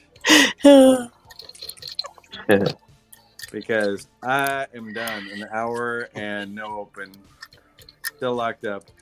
But it does work. Jeez. A second ago. And now all of a sudden it's not working. Uh-oh. He broke that At ass. this moment that he knew he fucked up. Oh, there we go. It works. Unfortunately, that's sometimes what happens with challenge locks, but maybe just put some lube in there. But seriously, see if it'll fix it. Yeah, exactly. Well, and I need to get moving on. Oh no. Yeah, okay. You're leaving us? I am. I'm going to leave you No. with my ass unpicked. Okay. We'll talk some more about what we were discussing earlier. Okay, sounds good. Just hit me up and we'll talk some more on that. So, All right, Picksmith. Well, thanks for coming and hanging out with us. you're welcome. We'll Good do to it see you, again. buddy. Take care. Always a fun time. Yep. Everybody have a good weekend, and I'll see you guys later. See ya. Take it easy. Bye. You too, buddy. Take care. Unfortunately, I'm going to have to drop too. I've got to get ready for doing an interview. All have a right, good well. All right, well, Logic. Nice. it looks like to me like you're making progress with it, so I think you should just keep up with how you're going, and I think you'll get it. Yeah, you It looks like you're doing it well. You gave me some great pointers, and I'll reapproach it when I'm not under the gun on the camera. Right? Yeah, exactly. Can you But spare a no, minute? your movement through the lock and everything, it Yeah, looked go ahead. solid, so I didn't have much to say. It was already really good. Oh, shit.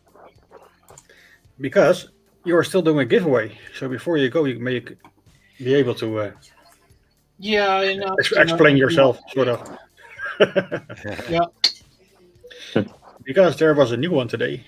Yeah, there's another one. There's a new one out today. It'll be drawn on April 8th, Saturday, and it's for one Locksport custom T-shirt, an Avis 7240, and the stickers, and then a choice of one of the 5 different poker chips. Nice. There's one of the poker chips that came from an idea that came from Chris Capoon, Oh. which is lockpicking keeps me sane. Nice. And entries will be until the 7th, I believe. April 8th. 8th. Okay. Is when the drawing will be. Well, if Chris was saying lock picking keeps him sane, I don't know about that. He's pretty crazy.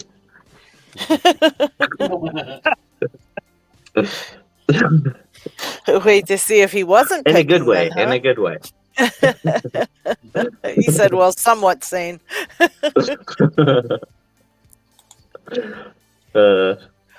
Chris, are you getting on? Or are you gonna come hang out with us? I can't talk right now. Yeah, Chris, you gonna stop in and say hello? Show us a thing or two?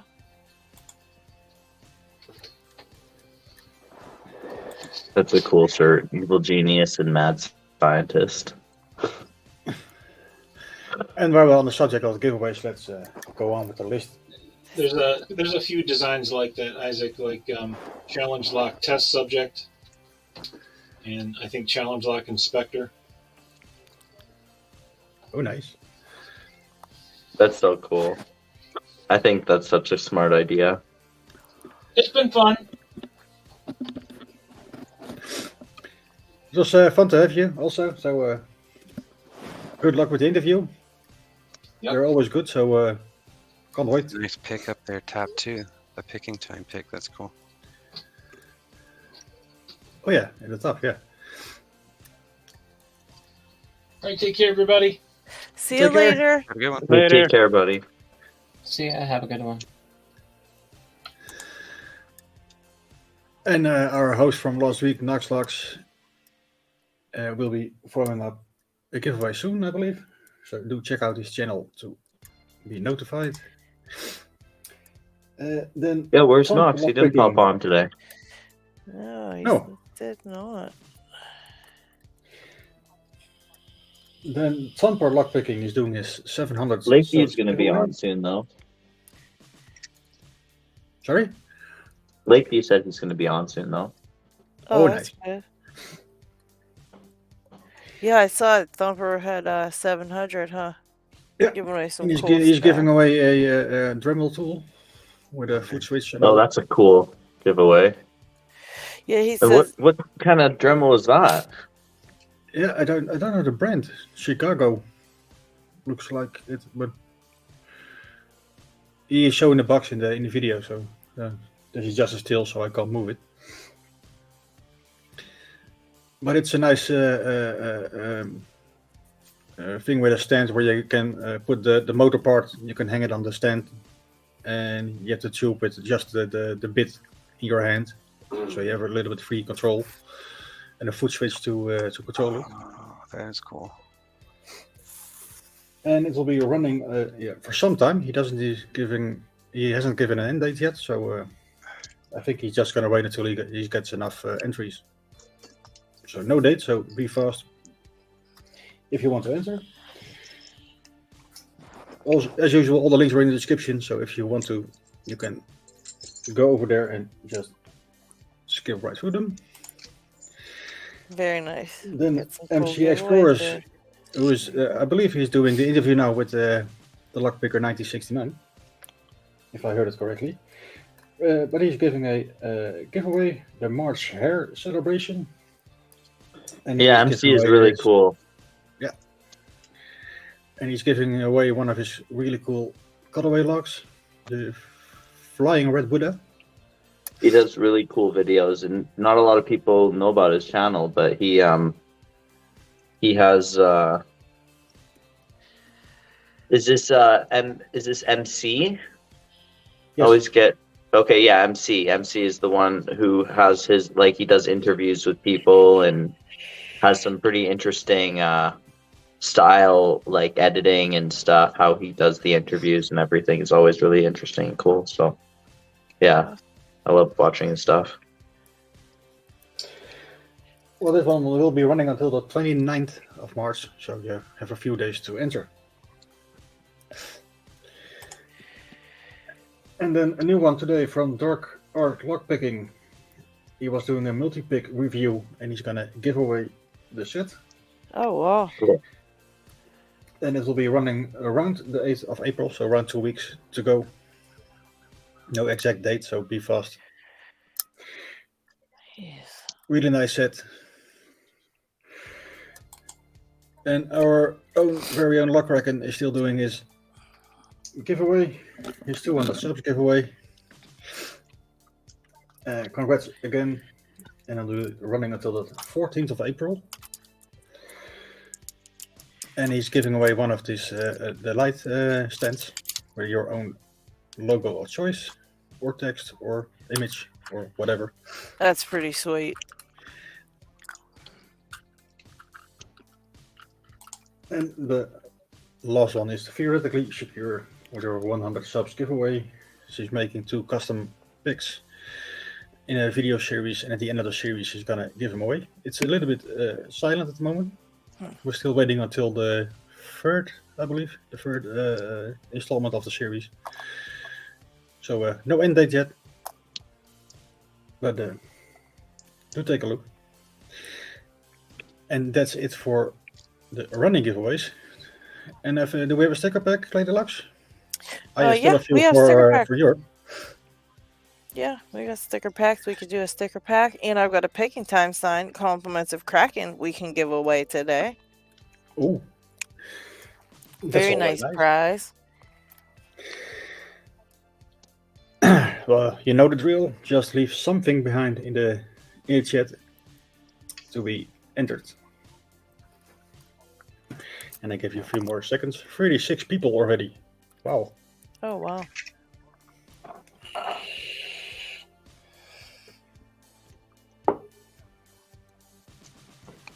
So let's just hope that the one that wins is already is still in it yet.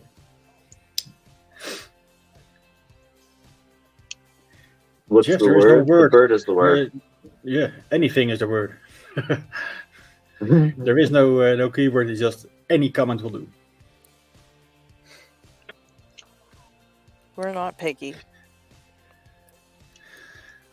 And like Lockpicking Gal says, a thumbs up always helps.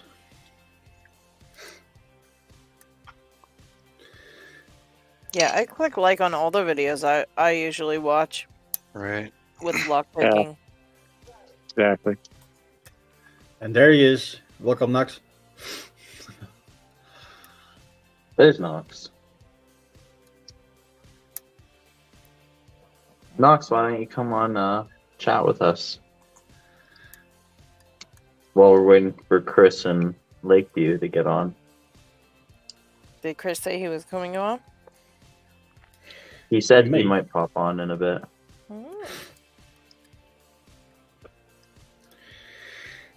So I think it's I don't see any more people dropping in who didn't already said something. It's the unlock.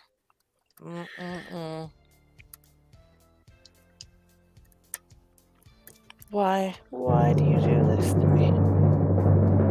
Why?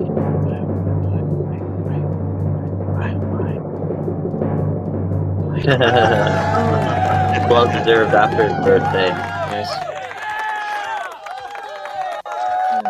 Nox won. Congratulations. Right on. Very cool.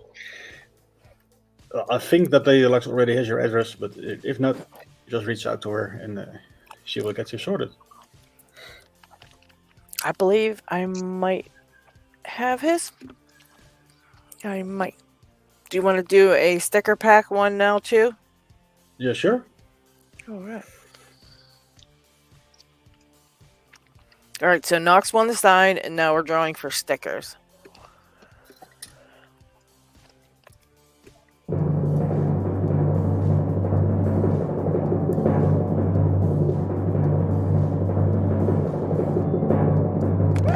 Diggs. Congratulations, Dick. Yeah, why isn't Diggs in either? And all of the people who are normally on aren't on. It's that kind of Sunday for him. Yeah, right. Well, congratulations both.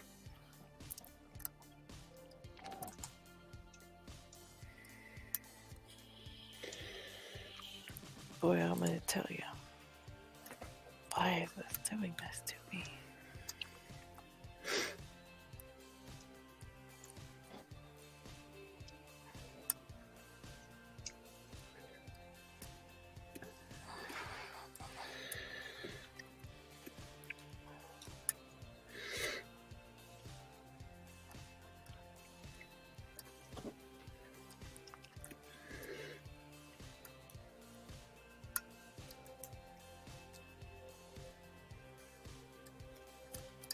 Oh my lord.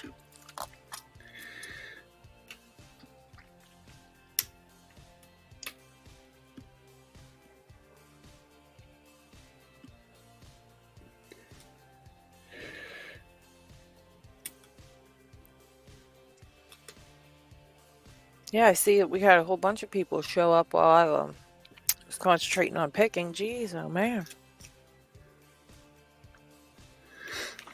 Well, Dix is saying he already has much stickers, so only send them the ones he doesn't have. Okay. I can do that.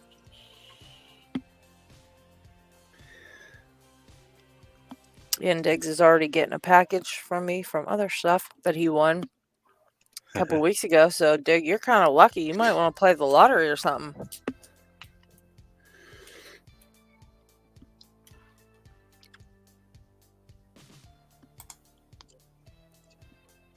Did you say what you were picking, Isaac? I don't think you said what you were picking. Did you? If you did, I don't remember.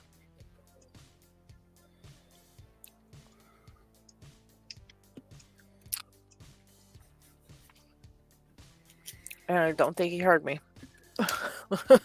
You might be muted, Isaac. Oh, sorry, my mic was muted. Sorry. Oh. Just some best locks. Oh. Ooh, yeah, exactly. I'm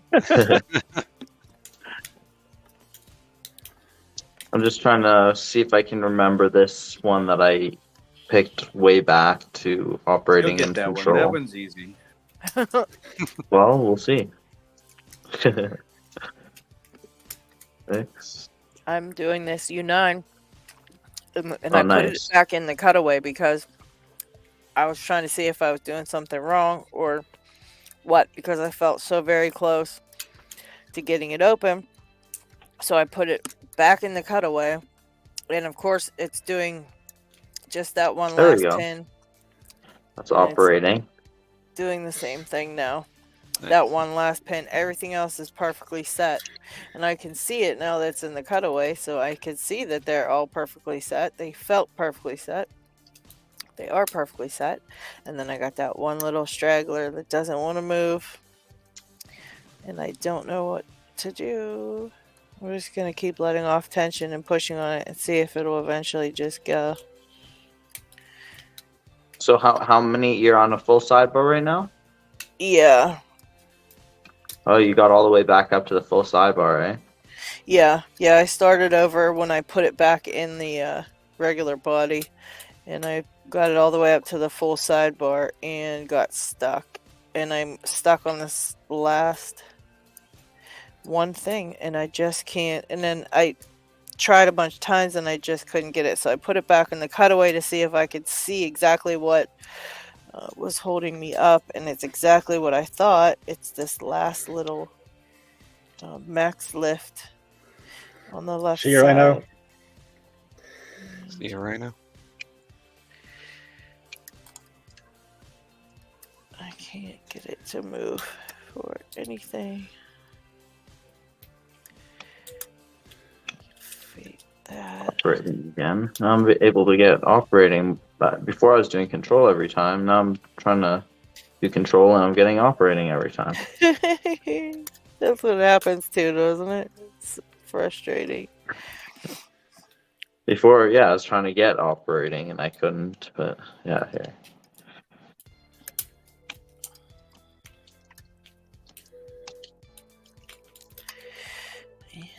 And I can see it moving now, the tiniest bit. All right, y'all. I'm gonna get out of here. Okay. Well, thank you for stopping in and hanging out with us. Good seeing y'all. Thanks for another good show. Who is saying that? Dev? Yep. Take care, Dev. Yeah, good seeing you. Take it Good easy. to see you, buddy. See ya. See you next time. Yeah.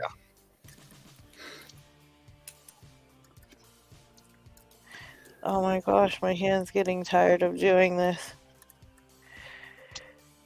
I think it's gonna give up again.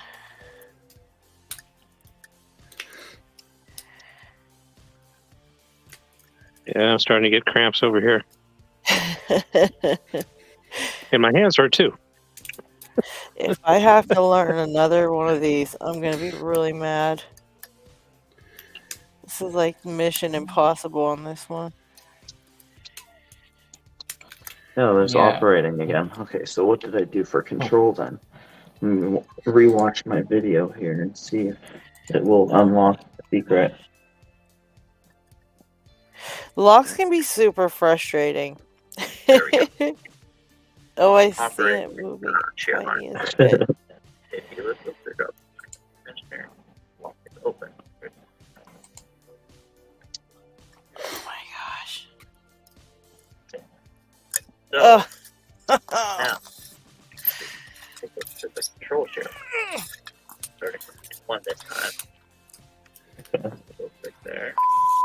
Back. Oh my gosh. What a jerk of a lock. Back. 6. Get 2 clicks on 6. Perfect. Right here. There we go. Then I'm gonna go back. Is that you watching your own video, Isaac? Yeah. You can hear that. It's just a little bit. Nothing like teaching yourself from your own video. Exactly, right? That's happened to me though. I've had to go back and look at how I did something and I'm like, oh, okay. Did it like that. Well, let's see if I was right. Oh, we have Who is this? Lakeview. Lakeview, what's up? Hey folks, how you doing? Hey there. Hanging in. Going crazy, getting frustrated, getting annoyed. I'm getting frustrated with this wafer lotto you sent me, lady. What's that? The wafer lotto lock that you sent me a couple weeks back. This thing is just, I don't know what to do with it. Throw it out the window or send it to another picker. Just keep it moving and don't look back on it. You'll just make yourself crazy. No, I'm gonna get it. I'm trying to use this thing here now. It's steepbook. Oh, okay. Looking on the bottom wafers instead of trying to lift or lower the sliders. I'm just pushing on the bottom now. Right.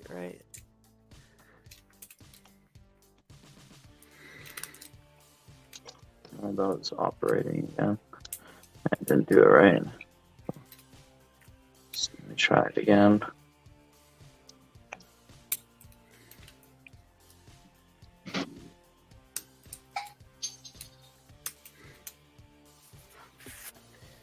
Yeah, I'm working on these like Tapa Keyway tension tools just for a little DIY kit. This is the one that's on Reddit out of cleat nails, and so I have like 20 of these to do, and I figured out it takes me 220 file strokes to make a single one. Oh, so my. I feel y'all on like being tired. I'm doing this like in a really dumb way, but still I'm just like, all right, I can count it now. 220. Like, oh my god. Gosh. Yeah, Is that 209? Yeah, don't lose your place. Is that 209 or 208? Right, I Oh did my 230, and that was too deep. It was I had to scratch it. Oh my god, yeah. Oh, that would make me so mad.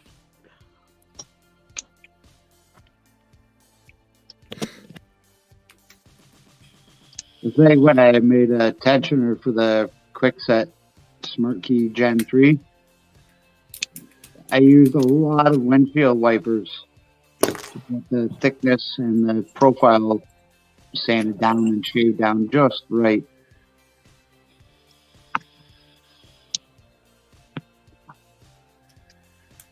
You make two of those. Like for trying to tension it, you mean, or? Yeah, it was like I had to make like a shim to go into the keyway on the side. Yeah, yeah. Yeah, it was really tough.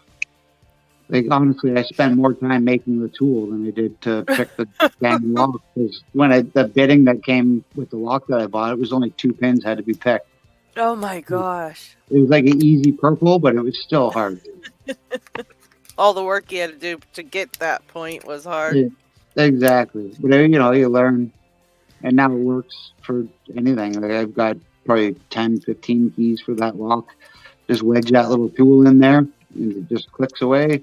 You feel the bounce of pins, you're good to go. Now, will that work for any of them now that you made it, or is it like kind of streamlined to that specific lock? For the Gen 3, because it has the square sidebar, it has to be depressed in order for the pins to engage. They got little notches. I can't explain it as well as the other guys here can, but once you get the sidebar pressed, there we go. Now I got control. Nice. Sorry, didn't mean to interrupt. Once you push the tension on the sidebar, then the pins will bind when you're trying to pick it. If you don't have any kind of tension on the sidebar, you could pick all day long and you're not going to get anything back. Right. But for some reason, once you've picked the pins, it just feels like it opens, and you pull that little shim out, and then the whole thing just pops right open. It's really neat. I've never picked one of them. I'd like to try one. That's pretty cool. Sounds annoying though. And they have a really cool rekey feature too. Like once you start playing around with the lock and you kind of know how the mechanism works inside, when you push the little pin in, you could just put a new key in, close the lock, and bam, old key won't work, new key does. Yeah, that is pretty cool. Yeah, it's a really neat feature. I 100% fell in love with the smart key design. I know there are my friend had a Gen 3 on their front door that did spontaneously fail, so it's there's a whole bunch of reasons why it's not a great lock, but I love the theory behind it, and I kind of fell in love with the Gen 2, the Gen 3. I know somebody out there did a great thing kind of going into how there are 4 generations, but it's weird the little wafer design has changed between each one, where the Gen 4 has a very wide open angular wafer to it, I think, because it needs to with the reverse sidebar to slip out. Right. But some of the other ones have very, very tight angles to them, which is just it's interesting, and they're super failure prone. I would hate to actually deal with one in use, but I still love them. So, well, a couple notes on smart key. But that's the shim that I made for the lock there. Oh, nice. It was just a wiper blade. Wow. Made a handle that has some shrink tube or whatever. But it's super thin. Give me 1 second, I'll get the lock here. That looks really nice too. Yeah, he did a good job, huh? Yeah. The bend on it looks right. Takes a little while to figure out the bend. Everybody has to sort of figure it out and get it right for themselves. But this shim here, it doesn't go in this hole, it doesn't go up here, and you gotta wedge that right between the lock body. By the way, Lakeview, a little trick is if you take a key and you pull the lock forward a bit, it'll help you. It'll make it easier. Yeah, usually I don't have all my tools here right now because I was just gonna pick away on this bugger of a lock. But if your tool can fit in there without doing that, by all means. But yeah, you can. I'm just gonna get my tools here. I'm ill prepared, folks. Sorry. No worries. I like your shrink wrap divider thing. Yeah, it holds it nice and tight. I keep all my stuff just in a little eyeglasses case. Oh, that's a good idea. I don't like. And you can just shrink it right back onto it, right? And it doesn't. It keeps its shape pretty good. So, yeah, so I take the 50 thousandths top of keyway. Just put a little bit of tension on the lock. And when you take the shim, you want the curved side here, that's gonna go in this way and kind of hook onto that sidebar. But there's a very, very narrow gap. And if you don't get in that little gap, I don't even know if I can do it right now, but I actually face my sidebar the other way. Or my shim the other way, I should say. Are you go this my way? hook goes outwards, yeah. I think that's But the only thing is it has sorry, to go ahead, get... Isaac, sorry. Sorry, no, I was just going to say it has to get into the second section of the sidebar thing. Like, it can also slide up above that. Yeah. I'll get my smart key stuff out one time and I'll show it. I think I did a while back, but I'll do it again sometime here. Yeah, we were looking at But the yeah, one that I had in a pile, and I didn't realize what it was. But what were you gonna say? I just think it's I just think this cool in a padlock. I think it's just really cool. Yeah. Also. Yeah, it's a really cool padlock design. These are legal for storage units in Canada. Yeah. It's a storage lock, basically. So, you got your key to your house. You can smart key it to your storage unit so you don't lose your key or whatever. That's a good idea. Yeah, but also it's a bad idea because this lock is easily brute force bypassable. Like, you don't really need much to break this lock. It says 20,000 pounds, but if you weigh at least... Well, the main thing is that you can just decode it. Like, the main thing is that they can just be decoded. That's the worst thing. They can be decoded? Is that the... Yeah, with the LockTech tool. Oh, okay, gotcha. For a second, I thought you were talking about the tryout key set, which is also a problem on its own. Okay, no, yeah, you're talking about the mirror tool, which is excellent, or the camera tool. Yeah. Anytime I have a smart lock lockout, I just use that and make a new key. Okay. Takes like about 5 to 10 minutes at the most. I don't know why we would know that, but is there any hint of whether or not they're going to try to address that or think about that vulnerability, or probably not? They did with the SC1 model. I mean, the newer SC1 model, you can't. It doesn't work for a couple of reasons. That's cool. But also, the newer SC1 model has its own flaws. But the main reason is because the keyway, it's a different keyway, right? So the LockTech wouldn't even fit in there. Mm-hmm. Yeah. But then all you'd have to do is make one for an SC1 keyway, which I'm sure they're doing at some point. Tool started out at like $200 and now is up to like $600 or $700 Canadian. Wow. I think. Or US maybe. Jeez. I think US actually. When Isaac said use the key to pull it out, like you can see now that the face of the lock is flush with the bottom layer of the laminate lock. Exactly. So now we'll have a better chance of getting this shimmy now.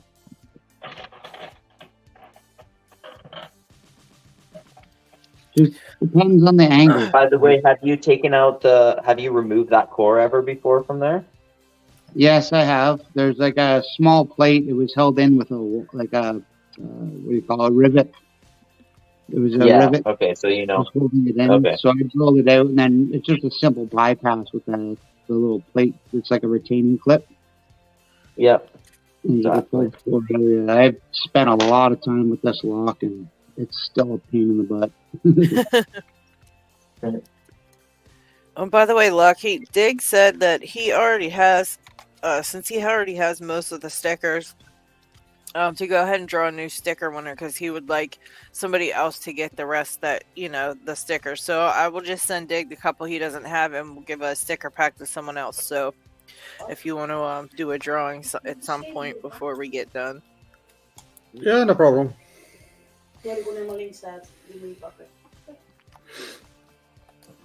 I'm not sure where I put my padlock. This must be padlock somewhere around here.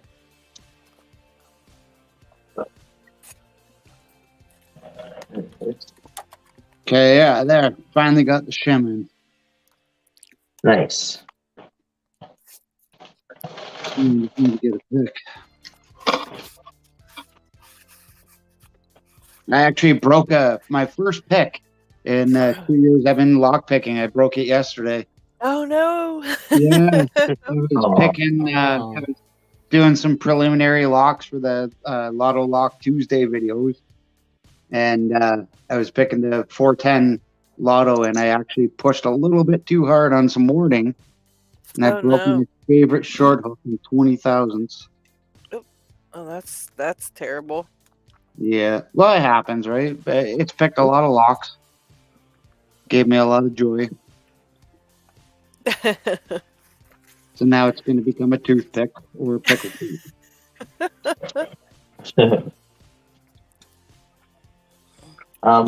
If you like the smart key technology, then you should check out the Opnus MMIXX because it's pretty much like this a very similar type of thing, and it's actually done well and doesn't fail as much from what I've heard.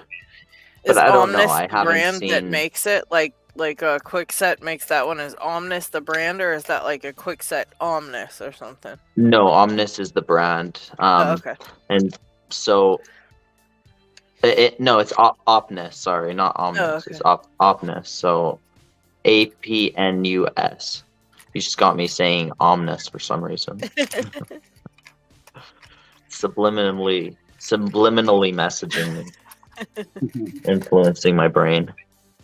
So if you look at the keys here, this is basically the user key, and it can only turn right and left, or clockwise, counterclockwise, and it stops 90 degrees. Wow. So after being rotated, whereas the yellow key, which is the change key, it has like a protrusion on the end. And you can turn it you can't turn it counterclockwise. You can turn it clockwise though, past 90 degrees to it goes just to the 90 degree point, but then you can take the key out and then you'd put in your new key, but this is the same key. And then you would turn it back and then this would be your new key. That's pretty cool. But when you turn it with this key to the change position, then that's when you can enter your new key. So I'm guessing the change key does it will have the same bidding as the new key you want, or totally different bidding. I can't quite tell on the. Oh, I guess it'd have to be different bidding, huh? So yeah, if you'd wanted to rekey it after that point, you'd need a new change blank. You'd need like a new change key that matches. Like you wouldn't be able to use this key anymore because it wouldn't turn the lock, right? Yeah. Because this key is copied to match this key, but it has that little protrusion at the end.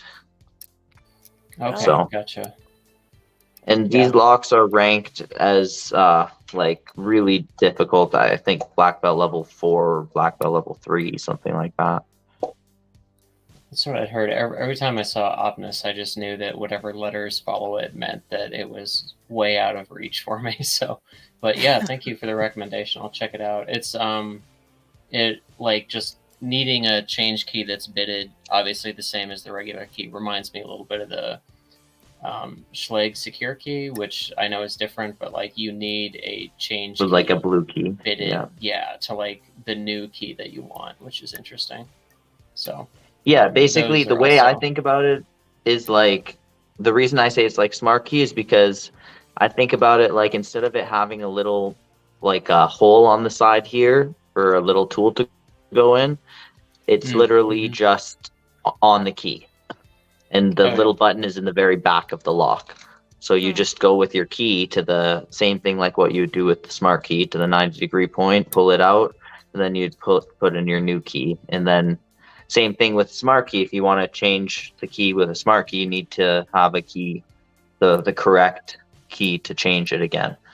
Right. But yeah, you do need like a special key to change it with the off-ness, versus with smart key you can just use the basic user key, and with the like secure key you would need like a specialized blue key to rekey it. Do they do key control for that off-ness? Like, is that meant to be so you don't have users like obviously it is challenging as a user to get a control key, cut a control key to it, but did they go an extra step where like it's meant for institutional use, where like a normal user should theoretically not be able to acquire those change keys or change I don't blanks? think so. I don't think so. I think that it should be pretty easy because it's not hard to like. It's just the same type, but I don't know. Maybe it might be. Okay, I was just curious. Yeah. But thank you for sharing. You know who would know is Rain on Discord. He knows more about these than I do. I don't know too much about Opness and their like key control or how it works. I think it's a Japanese company, if I'm not mistaken. Oh, okay. Gotcha. I could be totally wrong about that too. Oh, poor Lakeview. He said his phone overheated. It's in the freezer now, so. Oh, you use that idea, but just don't leave it too long because then it'll get like too cold. That's what happened to me last time. All right, it's that time of day for me too. Got to make the Trader Joe's run, so I think I'm gonna hop out of here, fellas. We'll have fun. Thank you for hanging out with us as usual. Thank you. Always have fun. Is that Para? Yeah. Yep. Hey, take care, buddy. All right, catch you guys next week. See ya. See you, buddy. See ya. See you later.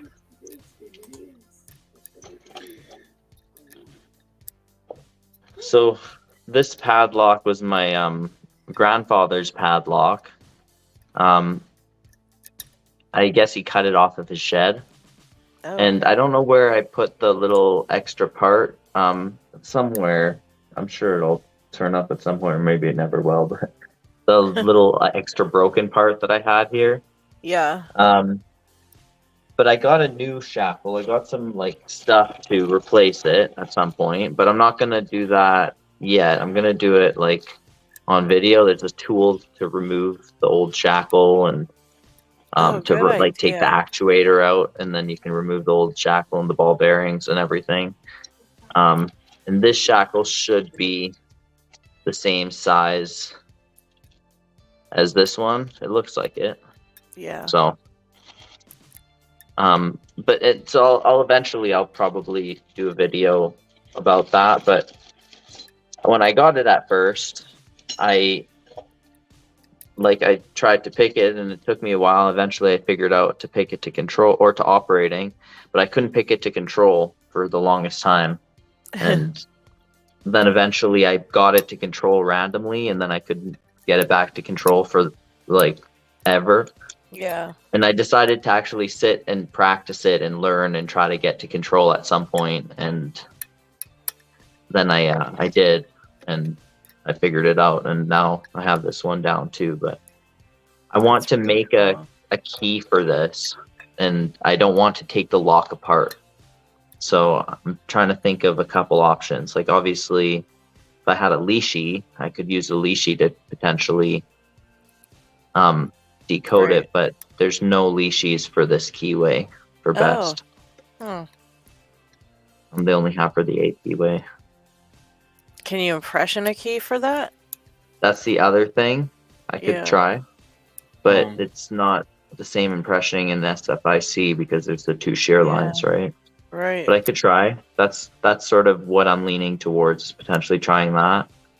Or now, I could. I have a question with that. If you were going to do that, how would you be able to tell which impressions went on there, or would you because would you get 2 sets of marks on there, or just the 1 set for one shear line, or You get whatever's binding, and it might be a mix match, so it might not lead you to the right key. That's why I'm saying it's hard with SFIC. Right. But the thing is that if I picked this multiple times, so I could potentially use my knowledge of what I know the pin heights should be about to try to potentially help me with that. Right. I could also see if I could make my own type of leashy type of thing, where I just like a grid and mark out the differences between the pins, the heights, once I have it picked in the pick position for both control and operating. Yeah. That's something I'm interested in seeing if I could figure out, because that would be really useful if there's a way to actually do like your own type of leashy grid without actually being able to decode a lock from just like a gauge, a feeler gauge or something. Yeah. So if you're up for a challenge on the Lockpicking 101 forums, I forget where it was, a locksmith built out a rig using like some PVC piping and stuff, but basically the entire idea is they are able to clamp the lock. Once they have it picked, they will basically stuff a shim in it to keep it in the picked position, and then they built a tracing tool that will trace out a 1-to-1 copy of the profile. Oh. So they can pick it first and then basically jam it subtly in the open position, and then they can use that probe to trace out a 1-to-1 profile and then cut a key even directly from that or decode it. If you're up for a challenge, yeah, that's pretty cool. Yeah, like it wasn't exactly a complete how-to on like how they did it, but they do have really detailed photos of the rig they built, and it does seem very doable. And they built it out specifically because they knew impressioning can be pretty stressful on a lock, particularly if they're just working with something random. Yeah, that's what I was thinking. I don't want to do something that will stress out this lock. Like I already picking it is like potentially stressful enough for it, but I don't think it's too bad. But as long as I'm not being too hard on the pins. But I have seen it happen with best locks where people pick them and then they pop the caps right out and mess up the stacks and stuff. So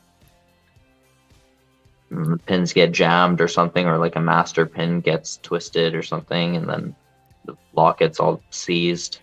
There's all sorts of things that could happen by picking it too. So I do like picking it, and I've learned it, but I want to make a key for it. That'd be pretty cool at some point. So yeah, that would be cool to see if you could send me that information. Yeah, maybe I'll do that. I'll dig it up again. But yeah, I think you're onto something with just being able to build some sort of rough probe tool where if you approximately know what heights and stuff are, that might still get you close enough. Yeah, exactly. That's what I'm thinking. And then the other thing with impressioning with best is that the keys are always like a harder metal usually, so it's not easy to get impressioning marks on. Yeah. So yeah, if I have a general sense of like what it is, I could look at the best charts for pinning and like the heights and stuff, what they should be, like what each height should be technically by thousandths of an inch, and then see if I can match that to the chart and make a key. But yeah, so. Jeez. Anyways, we'll see. That's cool. Something that I'd like to do at some point. Yeah. And I'll replace the shackle on it.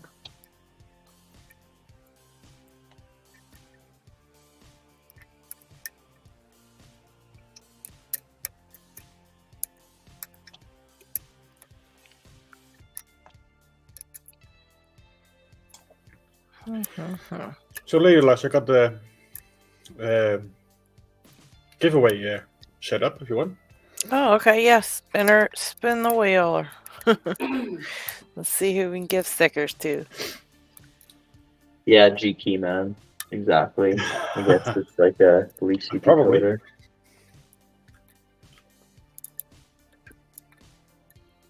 Because I could do that. I could disassemble it and reassemble. Okay, I'll tell you after. Sorry.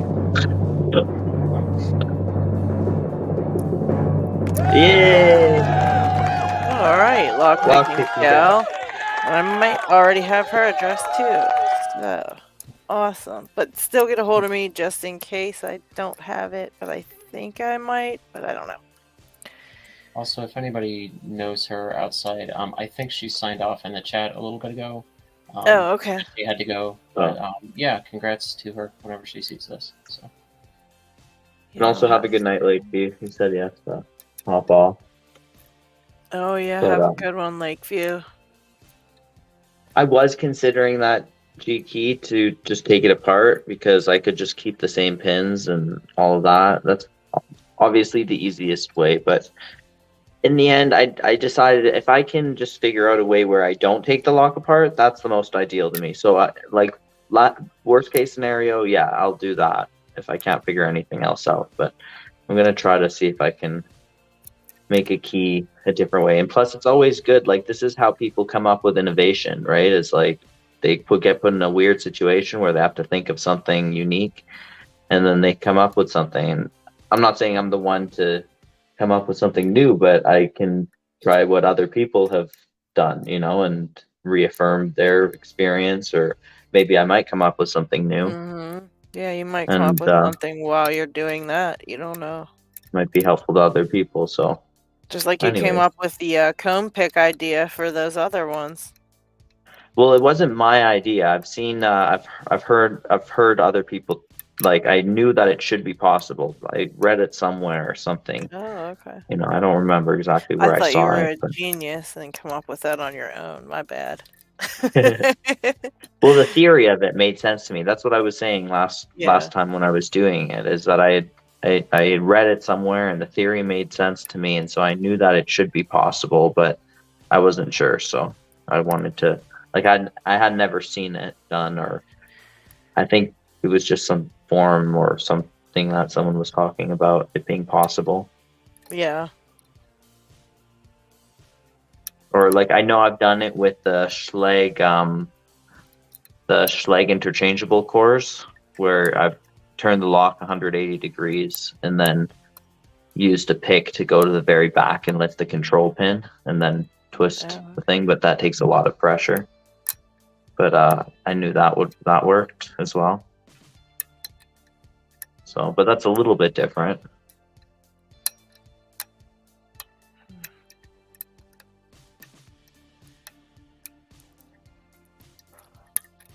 Boy.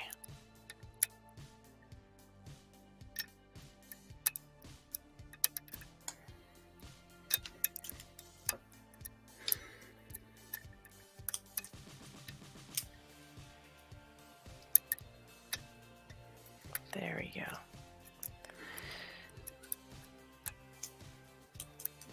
Yeah, that me was driving me insane for sure, and I am kind of lost with what to do with it because I've tried a bunch of things and I've probably picked it to that end there about 15 times now and have not made any other progress and not been able to get that last one moved.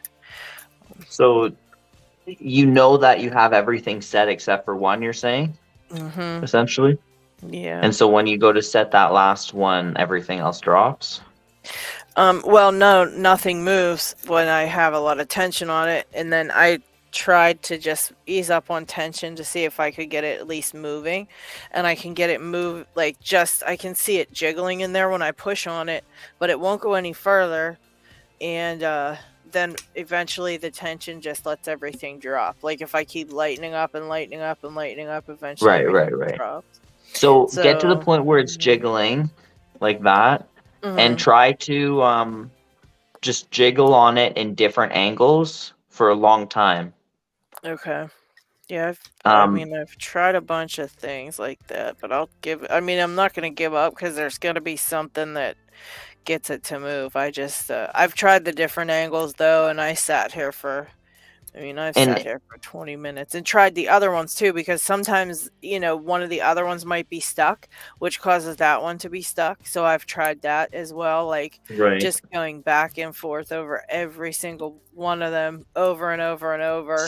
So is that one a max lift? Is it in the very back? Mm-hmm. Yeah, but it's alone. It's alone. It's on the left side and it's all by itself. So it's not like I'm bumping anything or oversetting anything else because it's alone. So it's making it. So what I did myself, I did have to work past a false gate at one point on that one. But beforehand, what I was trying, I told you, is I half set the first pin or the first lever. Right before, and I set everything else into the gates. Mm-hmm. So instead of getting that one fully set, just get right before the point where it's set, and then just hold heavy tension, try to go through everything, and then eventually go back and set that first one.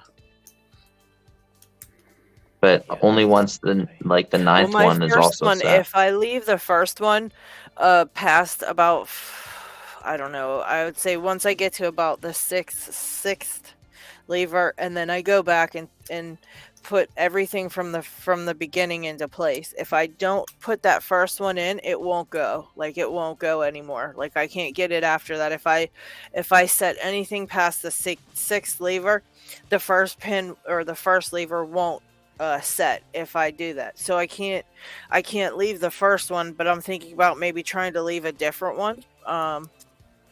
Maybe, I don't know, because when I've tried that, to leave the first one go, and then come back around when you told me that, but it won't.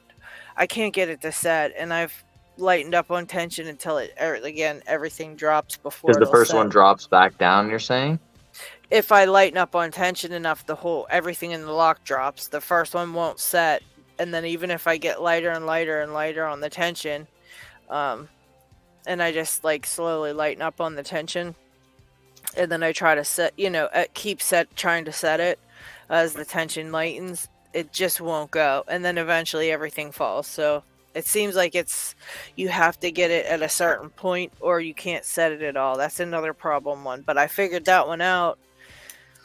But again, if you get to the point where everything is pretty much set except for the last one, then that means that you're probably pretty close. Like, it's just a matter of maybe that one. But the thing is, if you tell yourself that all you have to do is get to that point and then set that last one, and that you just keep banging your head on forcing yourself to try to figure it out that way, it might not be the order that the lock is going to do, right? But you can, I'm not saying to stop trying. You have to make sure that you've exhausted that as a possibility.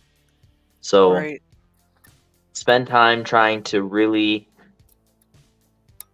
get that pin set, and also don't be confused if you hear levers. I keep saying pins, but I mean levers. I keep saying it too. It's Exactly. But if you hear levers falling, they might not be falling all the way. They might be falling just into the tapered sections. Okay. If you're using really precise tension, that should be what's happening. You should be hearing multiple click, and test that out. Set just one lever all the way, and then listen as you slowly release tension, how it clicks multiple times as you are releasing the tension, if you're being really slow and careful with how you release it. Okay. Yeah, I'm up for trying all kind of stuff. Because if you get to the point where you are just certain that no matter what you do, you can't set 9 without dropping others, then you may need to find a different order and try to see, maybe you want to hold a different one half set than the one that I'm saying. Yeah, I'm thinking that because I only have a couple that pass through a false gate and then get to the true gate. I only have 3, I think. 3 or 4 that do that. So I was reading that. What about What about 9? What if you started out by just getting 9 half set right before the true gate at the very end, and then you get everything else to where you think that it should be, and then go back to 9 at the very end? I can try that, but usually nothing binds. It binds from the front to the back, and I've tried to like make everything go into the false gate. And is 9 a max lift? No, 9 is a very minimum lift. It just needs one tiny click to be set. So it's I really can't even just click it halfway because one click sets it the full way. And that's the one that you're stuck on? No, I'm stuck on number 8, which is a max lift before the 9th one. Okay. Yeah. Okay. So, sorry, that's where I was getting confused. So I guess have you tried to set 8 first? Yeah, it usually does set first. Before that, or no, I'm sorry, no, I've tried to set 8 first. Yeah, I've gone up and did it in order because that's how it really binds is in order. So 1, 2, 3, 4. It goes 1, 2, 3, 1, 2, 3, 4, then 6. Then you have to go back through and get 1, 2, and 3 again, and then number 4 goes after that, and it's like it has its own order, but I can't figure out that last little bit and how it wants to go. And I've tried it after each section. I've tried to go pick it at least into a false gate, and it'll go, and then it'll fall, and then it'll go into a false gate again, then fall again, then kind of ping-ponging it. Yeah, and then just eventually it won't go until most everything else is set, and then it goes almost the whole way, and then it just sits, and then by the time it's ready to bind again, everything else is set, and it just I thought maybe it was the pick, like it wasn't long enough, but that's not it, because I tried. That's another reason I took it and put it in the cutaway, was to see if my pick was maybe not long enough to set it the whole way, but that's not it, because if I just hit that, it goes, it sets. It doesn't set, but you can see it going the whole way. I'm kind of scratching my head. I'm sure I'll figure it out, but it's just kind of one of those things. It's just yeah. Well, if I think you're pretty close. If it's that 8th one that you just need to have set, and you have everything else pretty much set, just a matter of trying to I think get that one past the false gate if you can find the right balance of tension and technique to get the lever set. That was one of the things from Birdie's guide that I really liked, that how he was talking about is pushing on the lever from different angles, just like how Artichoke and I were also talking about with the 700. It's the same sort of thing, like pushing the pins from different angles to get it past the counter milling. Yeah, it's definitely a pain in the butt. But I know once I figure that out, I'll be really good at picking the rest, because I have to pick a lot of it to get to that point. So I'll be an expert at the rest of it at least. So at least there's that. Yeah. Well, you're pretty close, and it doesn't hurt to go back to the one sidebar that's like the 3 at the end, just to reaffirm to yourself what it should feel like when you're setting those last ones, and what it feels like when it sets. Right.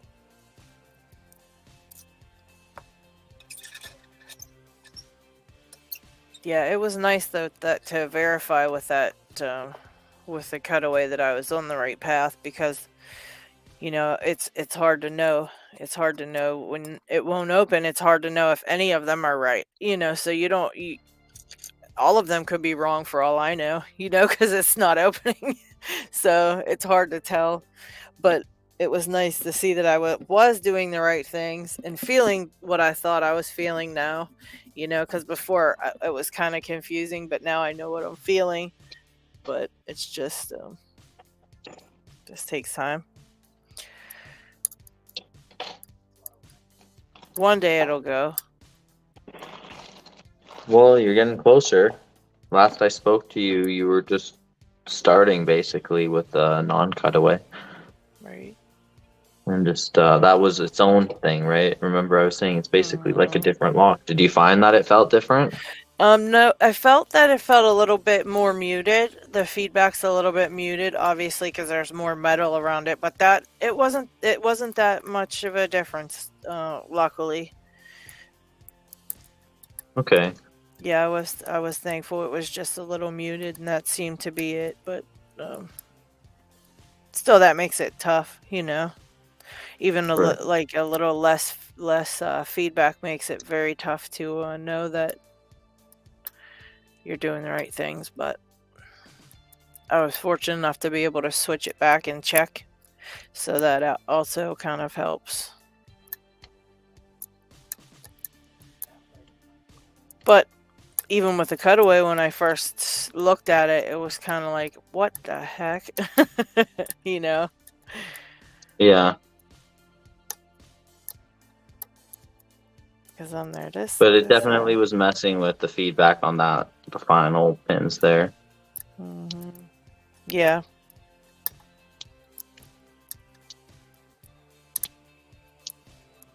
And keep in mind, that was just like a couple days ago. So to get to where you are now with it compared to then, you're just about there, you know?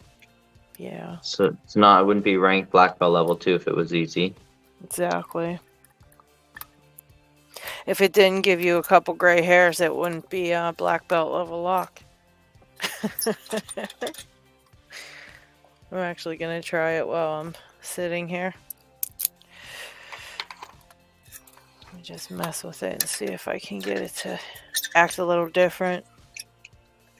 Because that's what I'm looking for, is for it to just be a little bit different to where... Yeah, when I looked on your camera, I saw an NASA 700. I wasn't seeing Miwa U9. I'm thinking, what's going on That there? was a Ruka of Jay Gabriel's I was picking. Oh, nice. Yeah.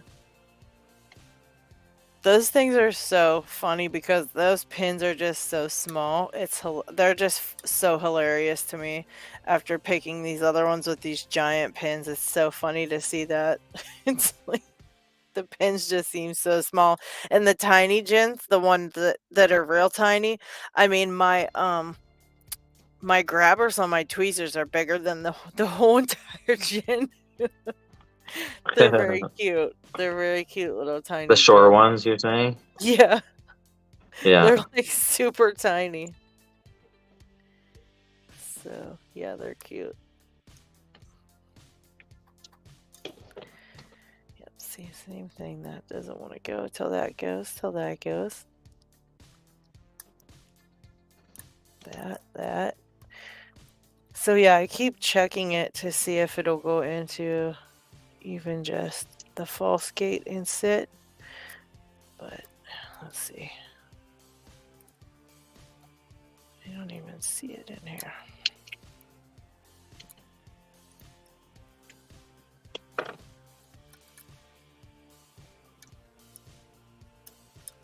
There it is. Okay. So that puts it into a false gate, but I think it's gonna fall. I pick this one.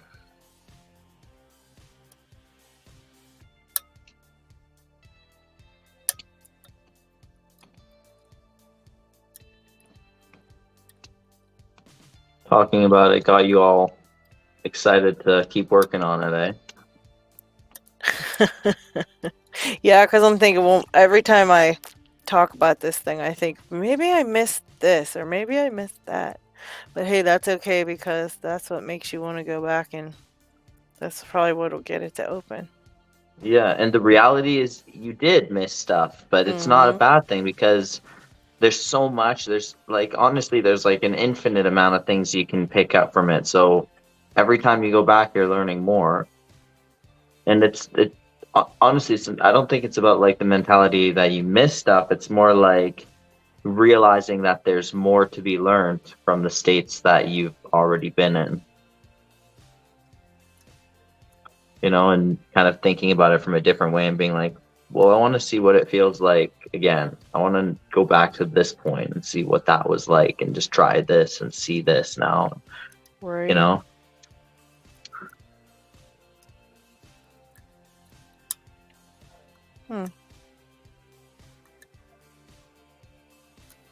Yeah, I've been trading off teaching kind of like a lock sport, lockpicking 101 night. Oh, nice. And that's actually one of the things that it's like hardest to communicate to beginners. And like, I'm not good at picking, but it's like really difficult to tell beginners like, oh, it is super fun to, you know, go from 2 to 3 to 4 to 5 pins. But it's like, if you really spend time with that 2-pin lock, with that 3-pin lock, like you're going to be opening up stuff a lot quicker than you thought you would. And let me see if I'll see if I can find the materials and see if I'm actually curious if y'all think this is interesting. I'll be right back. We definitely do. So yeah.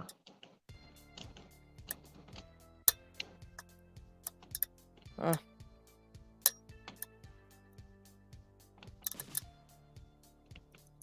Two hours later.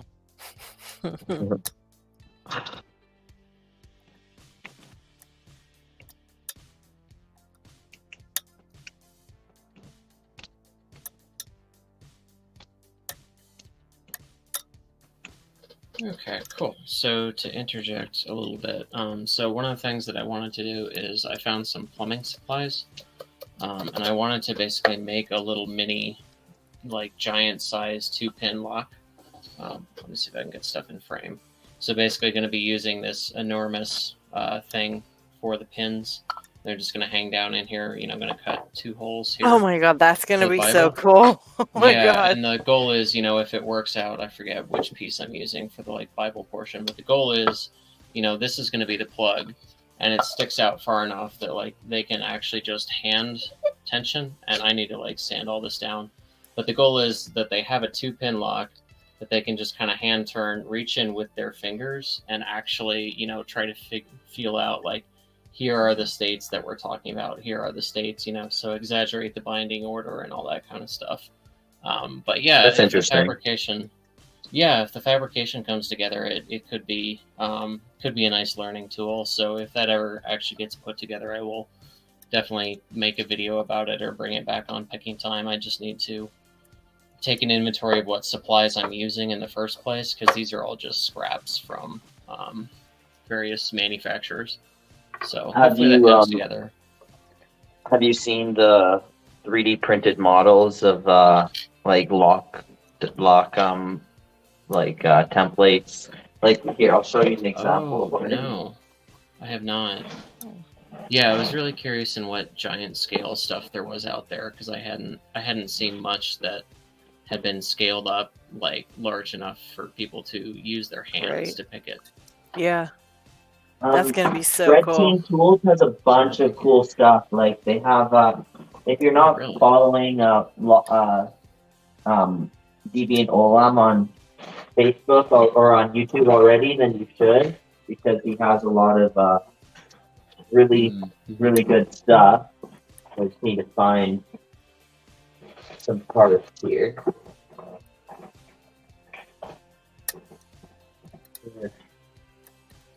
Yeah, Deviant Olaf is definitely a big inspiration. I think it's basically his learning materials that got me really interested in lock sport to begin with. So, yeah, that's another thing I really like about lock sport is just how much we inspire each other to do things. Really, I mean, if you just like you said, he inspired this, you know. So now this is going to be something, and then this is going to inspire somebody else, and you know. That's just so cool to me. Yeah, sorry, did you say he inspired the Picking Time thing? Or actually, what was no, I meant like you said he was your inspiration for that kind of, or you know, and then now you're gonna go and get inspired to, you know, do this from him, and then someone's gonna get inspired from your thing. You know, it just kind of goes on and on. That is fun. That like it definitely feels like I'm like, yeah, what else are human beings for, right? We're all just like serving as inspirations to each other. So yeah, for sure. I think that's really cool. I wonder what Isaac's hunting down. Yeah, I don't know where the section is.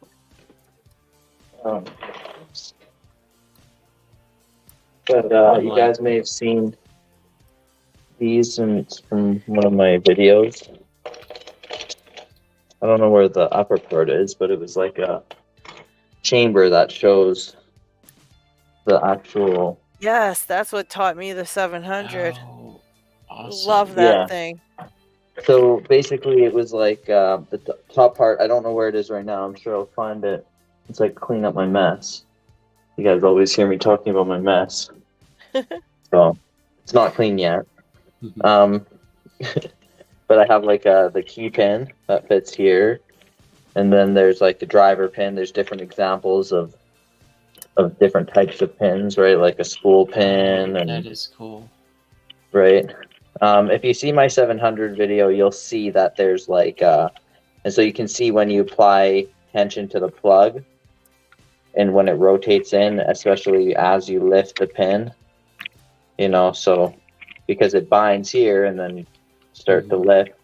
If you see the other part, it makes more sense because the other part, it fits into it. It's like a chamber. It's like the housing and all that kind of stuff. Yeah, exactly. Is there? And so then you can show with serrated pins, and you can show like a lock with counter milling. That's why I got it for the ASA 700 video, and then it's like a gin spool that catches into the counter milling. Yeah. So. Yeah, we have. Thankfully, somebody made a sort of like a woodcut model that's kind of similar to that. We only have a spool pin and a standard pin, so it'd be really nice to branch out. But that stuff is like the stuff you have right there. That is really like thick and chunky and durable, and that's really cool. Yeah. Yeah. So there's actually better ones.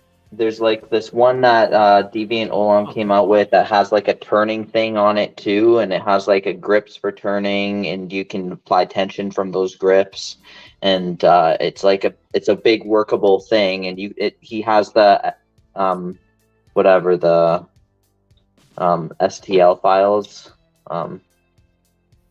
available free for anybody who wants to download it themselves and make their own, or you can buy them from his website too.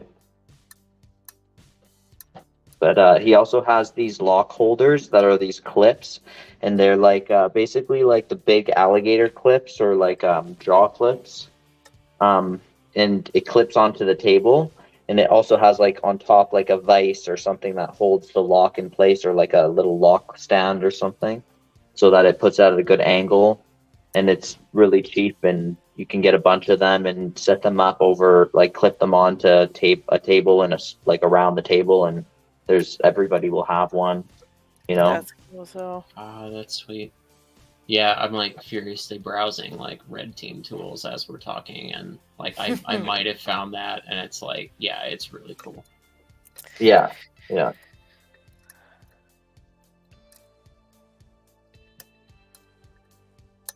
Well, cool. Thank you. Yeah, I will have to hunt down those STL files because that would just be huge to have some of that stuff available.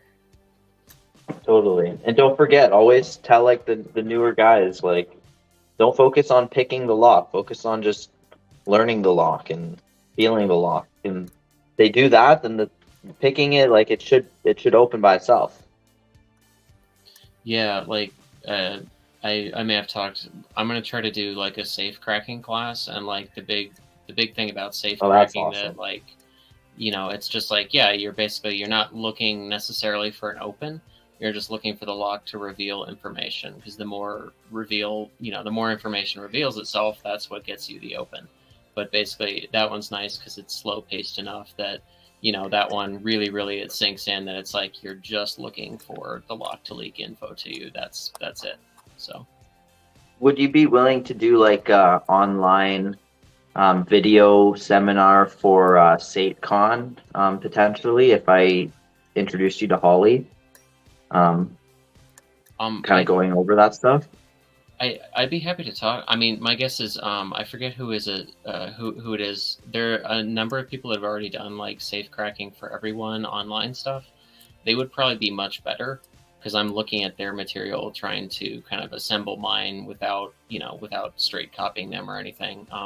But that's not what it's about. Talk to Holly, but yeah, it's always about like the SateCon thing is just about getting, I think, people who know about certain topics to like a certain degree, but mainly who are good at relaying that information as well, which I've noticed with your videos in general and stuff that you go over. You aren't just good at doing the things, you are good at showing what you're doing.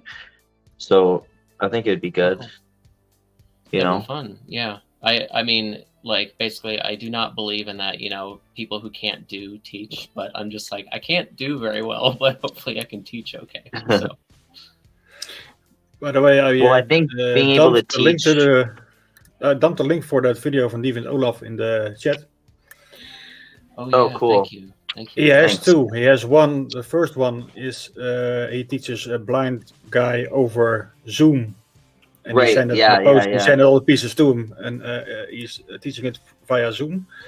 And the second one is he's teaching a full class of blind kids with the same tools. Yeah, pretty cool. That's awesome. Yeah.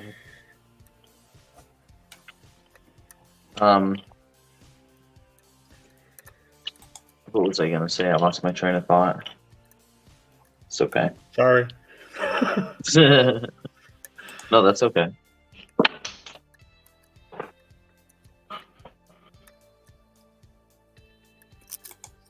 Wow. 2 hours later. That's about right. The thing's still being a jerk. I'm back to the same exact spot. This is when I start getting mad because I just keep getting to the same thing. Well, that's good. You got back to there, so that means that you're done this a bunch of times already. It doesn't mean anything. It just means I'm stuck in the same spot again. No, but that's, you have to say, like, that's a good thing because now you can start doing your experimenting. Yeah, I already experimented on the way up to this spot because this is when I get here, I know it's not gonna happen because it's already stuck. I think that I'm just gonna. Is it everything set except for that 8th pin? Mm-hmm. Again. So then that's a good thing. That's what I'm saying. Like, see if you can try to get out of there without dropping too much, and see like how much does drop. Try to pay attention to what drops, but be really careful to try to not drop anything. Like I said, try to get right before the point where you know something's going to drop, and then just jiggle that 8th pin for like 5 minutes straight. Let me see here. And try pressing on it from different areas of the lever. Keep saying pin, but anyways, yeah.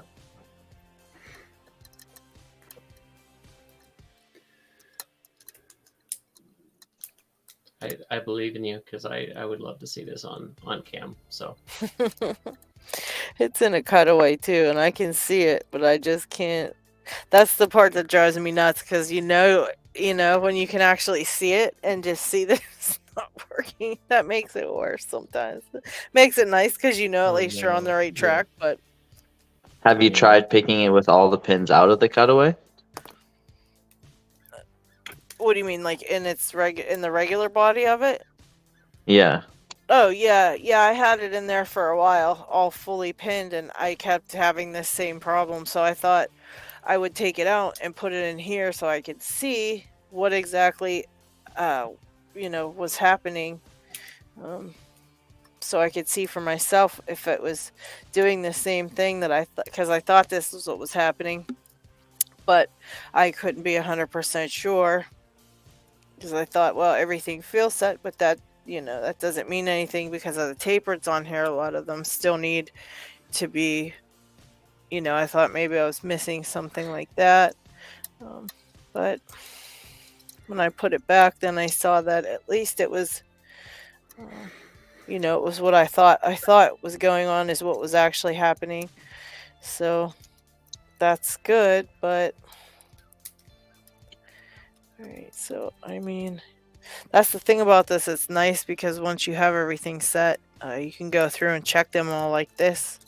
And they don't go anywhere. It's not like you overset them because they stick to where they're at as long as they're set. So that's all good. Everything's where it should be. So, Locky, you ended up moving forward in time now. You're not living in the past anymore. Exactly. Welcome to the present. Or the Welcome. future, depending on what side you look at it. No, I don't need to. I don't need to rearrange my daily plans for everything and shift it all over by an hour. I just hope they stop it anytime soon. I'm just kidding. It's okay.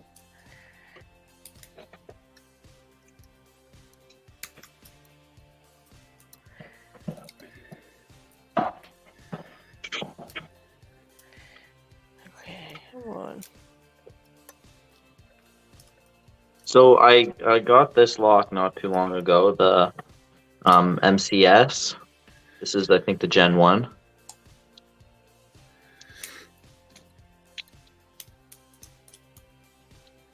The MCS. I don't know yes, if I know the what that magnet is. lock.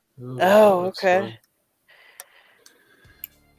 And I haven't seen any videos on anybody like gutting it really. I mean, that I should rephrase because they gutted it in their videos, but everybody really struggled, and it took them a long time to cut it.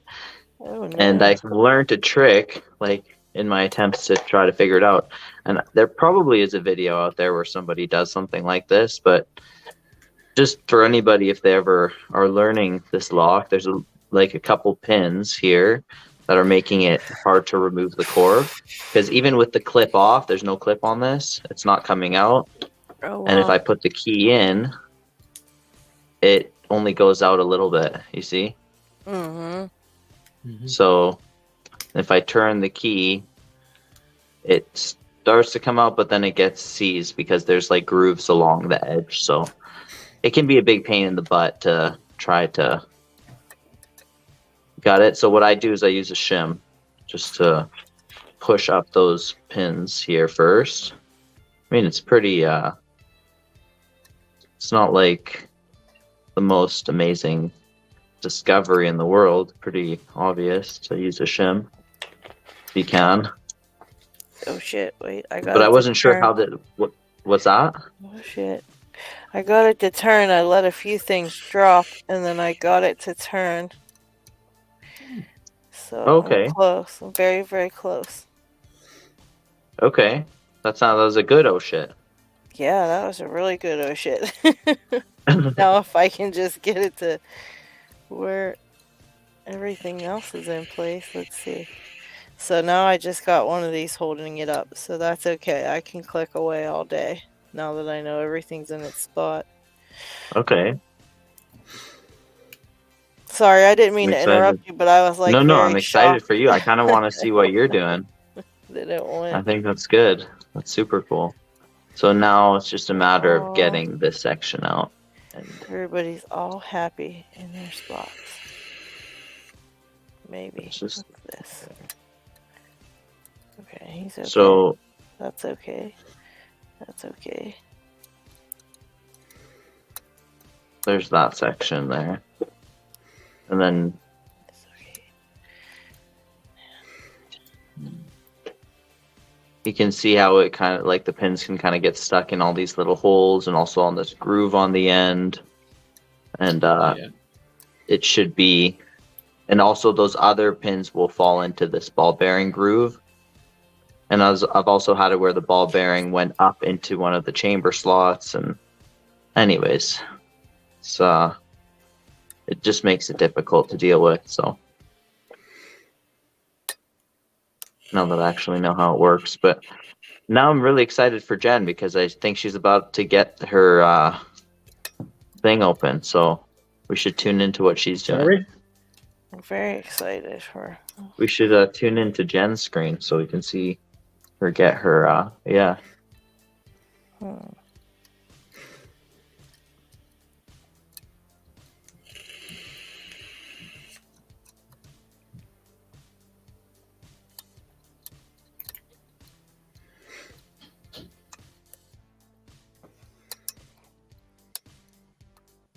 Very close.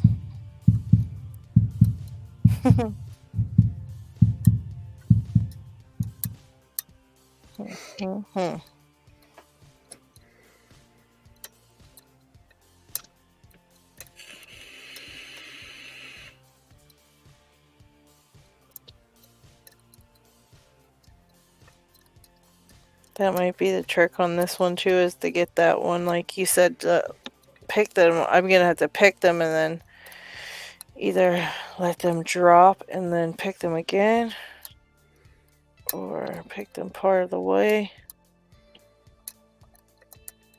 And I think something back here. It might even be that one.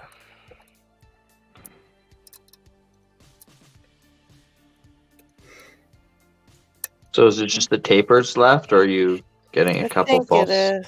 I think it's the tapers, but I could be wrong. No, I think you're right. I think the tapers are very deceiving because sometimes you can just force them, but sometimes they act like false gates because of how much you have to be gentle with them to be able to get them out. But at this point, you should be able to do everything without dropping what you've already set. If it's just the tapers, it means you're very close. Yeah, this makes me just as happy as an open because I know this is almost there. It's way further than I was. It's awesome, and I haven't even sent you a lock of hair yet. I know, but We'll get notice that one. once That one's again. easy. Once again, though, you're right there while I'm trying to pick it. Oh, I heard Kurt. Kurt's back.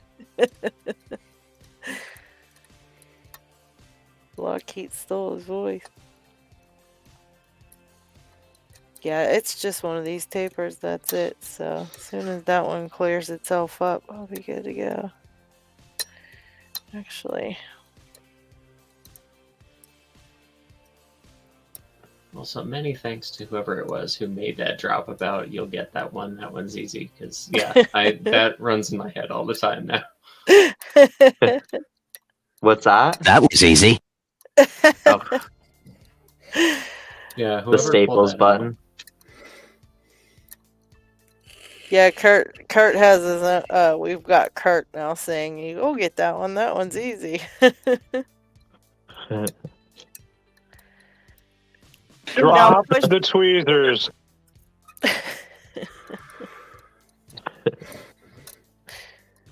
Poor Dig.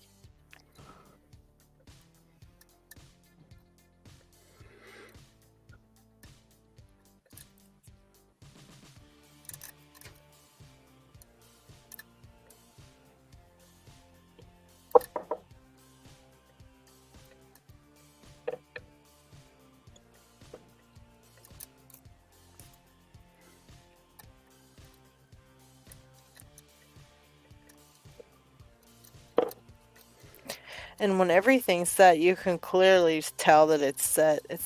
That's the one good thing about this lock. It's very hard lock to pick, but once you get them set, you can really tell they're all set.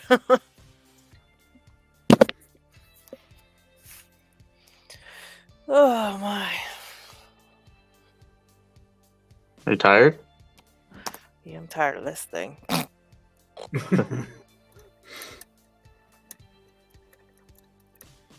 It's a big sigh.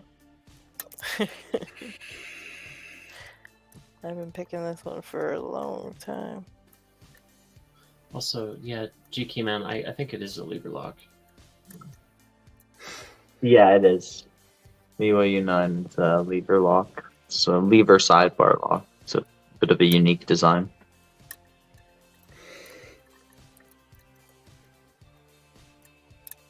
Just gonna start letting up on the tension and trying that, and then if nothing happens, I'm just gonna stop this one because it's annoying me. But I'm really glad I got to that spot, and now I just have to practice getting there again and getting it open.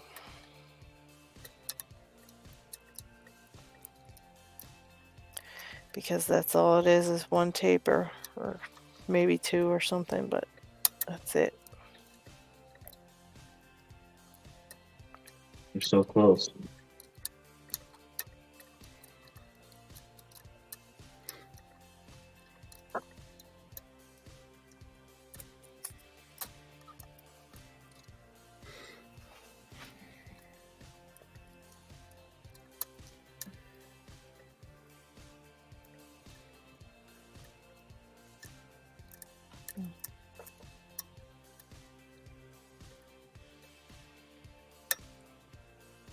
Oh, that sounds like one maybe setting. I bumped one when I was picking the other one, but I just put it back, so that's okay. Do you know which ones are set, which tapered are not set yet? Do you know which one it No, is? I can't even tell. They all just feel set to me. Oh, number Well, 8. then do that trick that I did in my video. Remember where like I was showing you about like holding really heavy tension and then just placing the tip of your pick on it and then letting go of the pick and letting it balance there and just feeling if it has any springiness or not. Oops. I can't get on this one. What the heck? Get over here. See you, Dana. Take care. See you, Dana. See you, Dana. See you, Dana. Uh-oh. I let him fall. Okay. I accidentally overset something and let the other one fall. And oh my gosh! But I'm Dana really distracted I'm a little bit closer, so that makes me super happy. Well, this one's gonna go take a nap somewhere. Good boy. Okay. That's funny. He can go take a nap for a while. But yeah, I think that's what I'm gonna have to do. Is like you said, is kind of just like lighten up on the tension till I might be able to set it before those ones if I'm careful, because it was just I think it was number 6 and 7 and 8. Or 6, 7, and 9 fell when I let off the tension. So I know it's in between there that thing can set the whole way. But I might have to actually set them all and then let them fall and then reset them. Because sometimes it just doesn't, for whatever reason. They have to be set first and then dropped and then picked again, I feel like. Yeah. Well, yeah, sorry everybody that I was like really quiet and focused on that. You're close. You're almost there. Tough. No, yeah, you're good. Tough for me. That was cool that you got further than you'd gotten before. Like, that's really neat.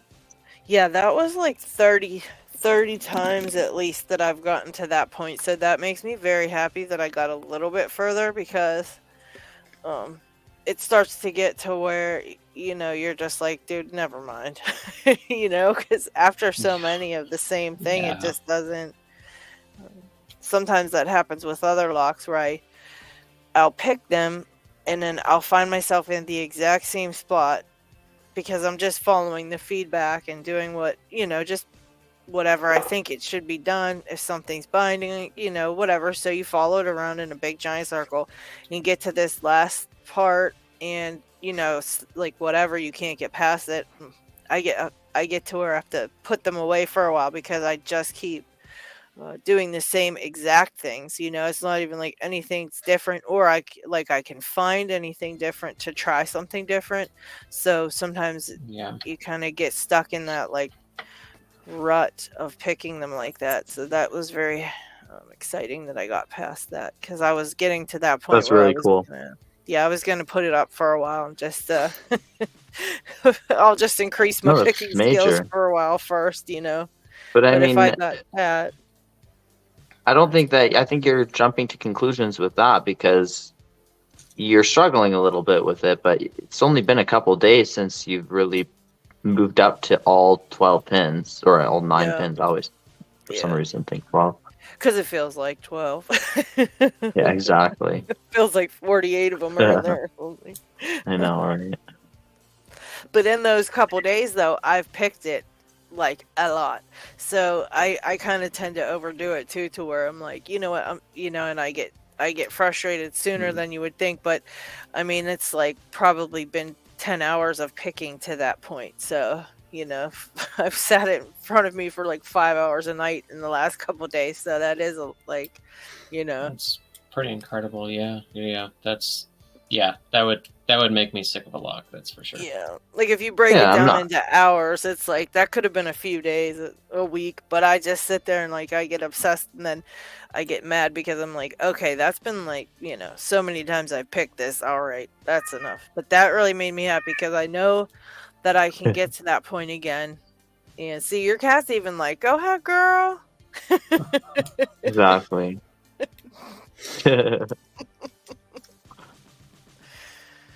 But yeah, that made me happy. Thank you for the advice, Isaac. It worked very well. My pleasure. So, if you're interested in seeing how the MCS lock works, because I couldn't wrap my head around it at first, I just wanted to, whenever I'm learning a new lock, I want to take some time to figure it out. Let's see what you got. So, first of all, you look at the housing here. Squint. You have to squint because I'm in the top right corner. So, okay, there. I'm just giving LockHeat a hard time. So it's kind of hard to see, but I put the sidebar inside the lock here. If you look at the edge of the sidebar, there's some grooves on it. Yeah. And it actually has this little spring-loaded nub on the back and a little notch on the front. So just keep that in mind for now, but just for now, let's focus on the back part of it with those grooves.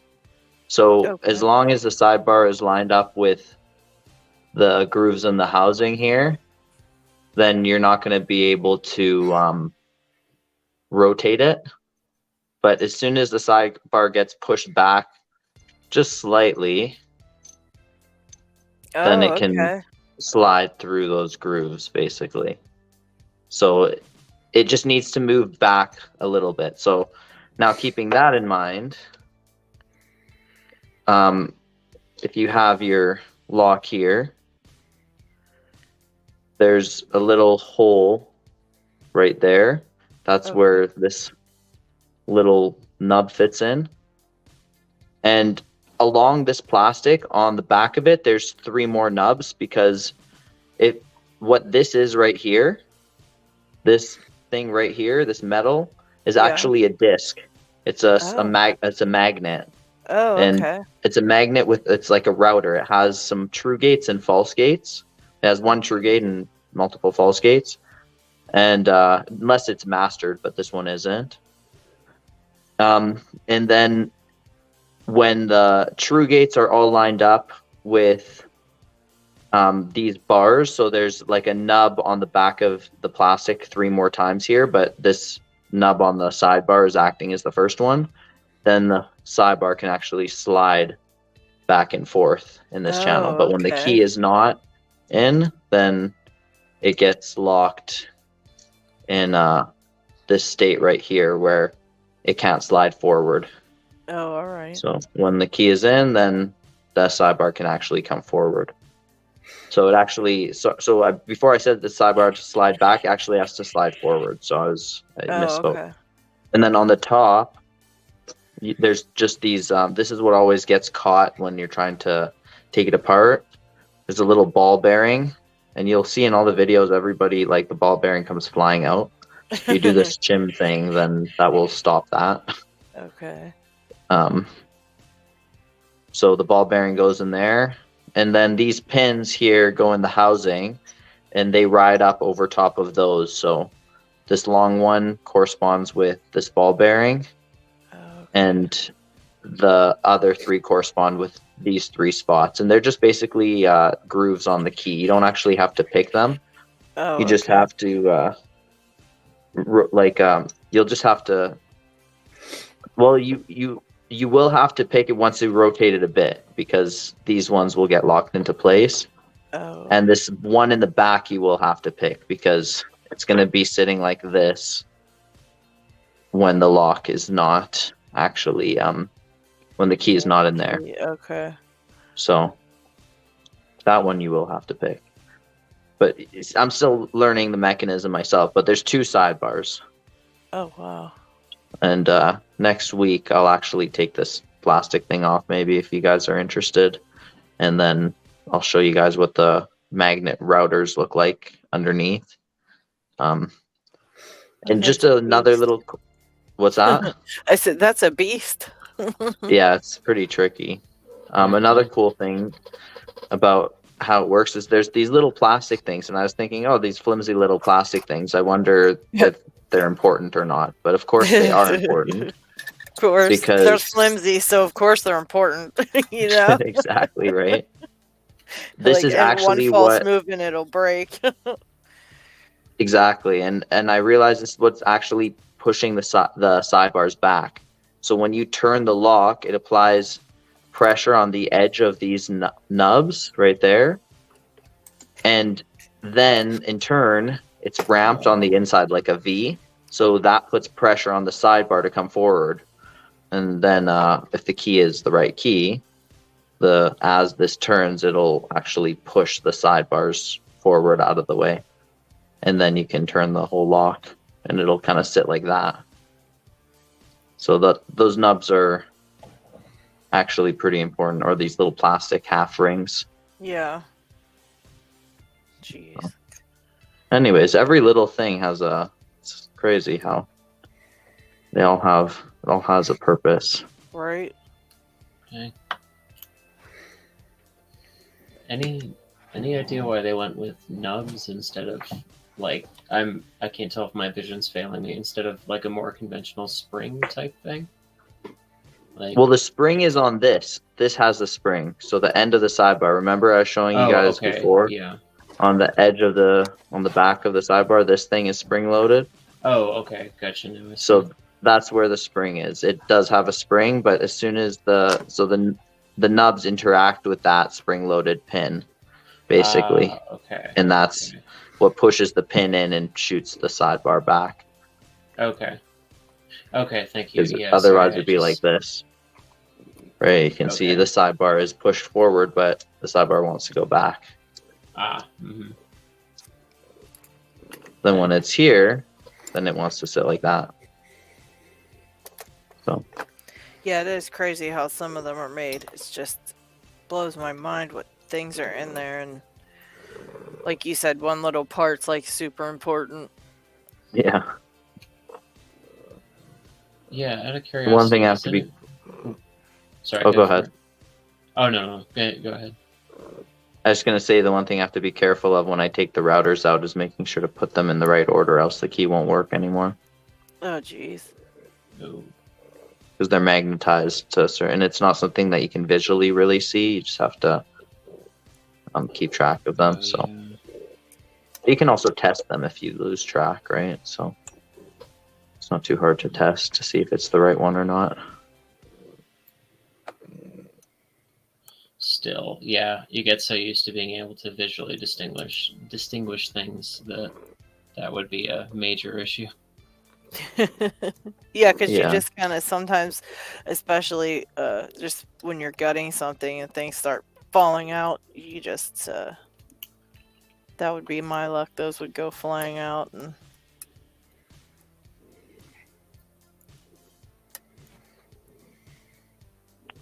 And this plastic here, I'm noticing also interacts with the sidebar to keep the sidebar, I think, pushed back. That's what I think that's for. And then when the lock turns, the plastic moves a little bit and gives space for it to go. Oh, jeez. Still learning about it, but that's how you learn. You take it apart and you feel it and look at it. See what's what.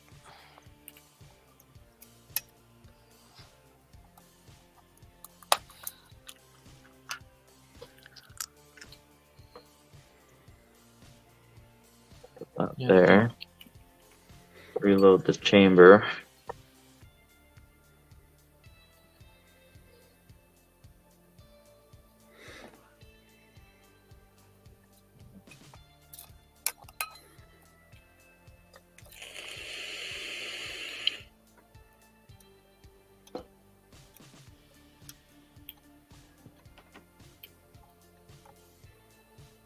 So the trick to that is to push the sidebar, or pull, like get it to go forward for it to come out easier, or was the trick just to shim it to watch for so you don't let the ball bearings go?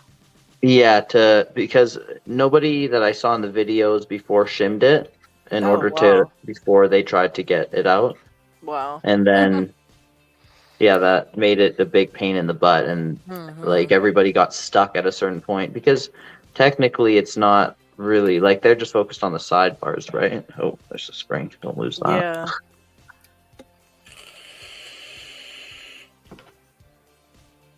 Drop the tweezers. Yes, sir. Oh, you couldn't see because I threw it behind who did I throw it behind? For verification. Sorry, I didn't mean to throw my tweezers at you, Prev.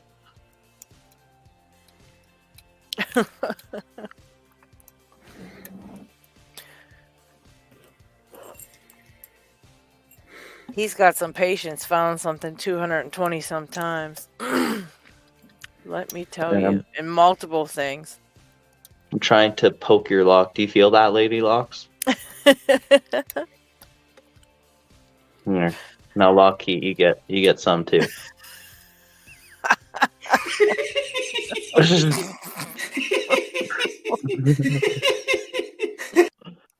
Your nightmare clown. I think you should do the auto for Isaac just to I much prefer much prefer LockHeat's laugh.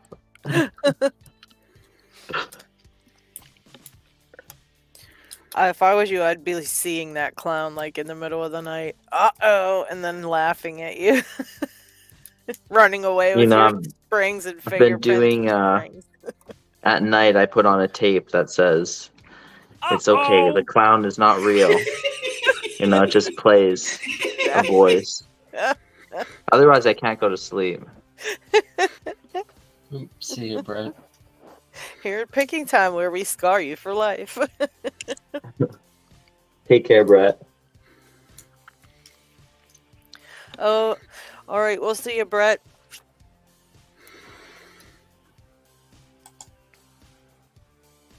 I actually have some locks I've got to send him too.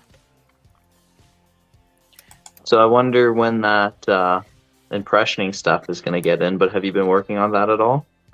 I haven't gotten anything in yet, and I talked to Greenish because he's the one we're going to do I don't know if I told you, we were going to do a impressioning time.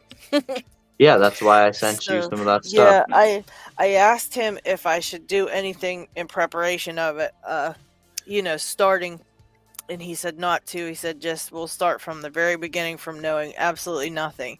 So as soon as all that stuff gets here, you'll need stuff. Yeah, well, I mean, I've got the locks. Yeah, I've got the lock you sent me with the things. I think that's actually coming in tomorrow. I see a bunch of stuff on the list, so that might be with it. If not, then whenever it gets here, obviously. But I've got everything. I've got everything I need. Other than I'm just waiting for the mail to come. So as soon as I get that, then we can start. But yeah, it might be another week or so, but I don't know. Yeah, I'm not sure. I saw something coming, so hoping that's what it is. But it won't take much longer. But yeah, I asked him, should I try anything on my own, and he said no. Just so does that mean that you're not going to let me show you anything? Oh yeah, you can show me. But then absolutely. I don't want to interrupt what you're going to do with the impressioning time. But I definitely want to be there when you do the impressioning time. I'm excited for that. Yeah, for sure. You should actually come on too and put your input, I'm no master impressioner, but still, I like it. It's fun. If you know how to do it, then that's what it's for, is to show people that absolutely don't know at all how to do it from start to finish. So any advice and any type of input is welcome, because I want to make it so that somebody can actually click on there and watch them and sit there right alongside us and hopefully people will come on and ask questions, and because we're going to try to do it like a live. So hopefully people will be on there watching and asking questions, and maybe some couple people following along. That's what I'm hoping for. Well, that's exciting. That'd be awesome. Definitely, Yeah. I'll be there at least to watch, and if you guys want me to come on, probably I'll. Yeah, do for that too. sure. You know, if you guys already know how to do it and you want to like ask questions just to get the subject brought up, that's cool too. You know, like to ask something just so that we talk about it while we're doing it or whatever. But Yeah, that's really cool. I don't think I have much in the way of like uncommon blanks or something you don't already have, but if you need some like M1 blanks or like American lock blanks or whatever, feel free to hit me up. Oh wow, okay, thank you. Yeah, I've got a couple locks that I found decent to impression with my marginal skills, so like yeah, like I'm also happy to send those along because those I think are good, would be good training locks. But yeah, you just let me know. I figure you have plenty of stuff coming, but no, thank you a lot. Yeah, because that like I said, Isaac sent me a wafer lock, right, Isaac? Yeah. Oh, sweet. Yeah. Wafer lock, some blanks. Nice. Yeah, so we can start at the wafer lock, but yeah, I might need something from like the next, like something to like the next level from a wafer lock then to work on. So I might get a hold of you just to see you know, if you have something along those lines, because that would be cool. Then I could use that to do after the wafer lock, because I want to kind of build up to whatever lock it is that Pixmas sent me. I think a master lock number 3 is good after the wafer locks. You know, to start pin tumblers. It's only 4 pins, and it's pretty pretty straightforward. Yeah, I got a couple of those. I'm sure I have one. I might actually have one like the lock, but I know I don't have any blanks for any of those things. Yeah, and I'm just happy to send those along because You can get master lock blanks from the hardware store. It's pretty easy to get. I should have included some of those. That's true. Those. Yeah. But I put some SC1 blanks and also KW1 blanks as well. Oh, that's cool, because I think I might even have a couple of those just sitting around.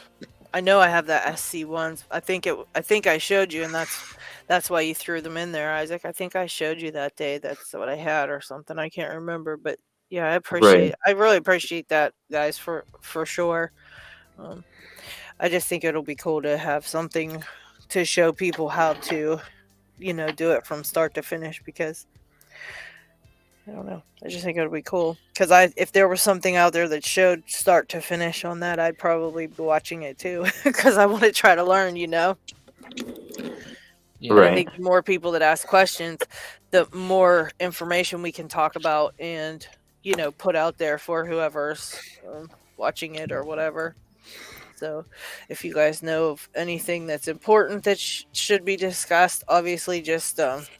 you know, when we do it, if you come on, just ask the questions so that we can put it out there and show people or tell people.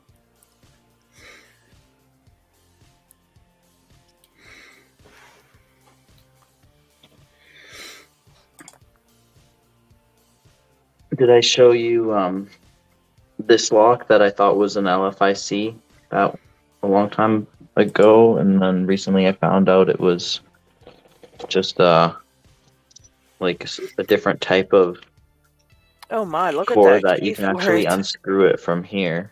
Oh wow, that thing's huge.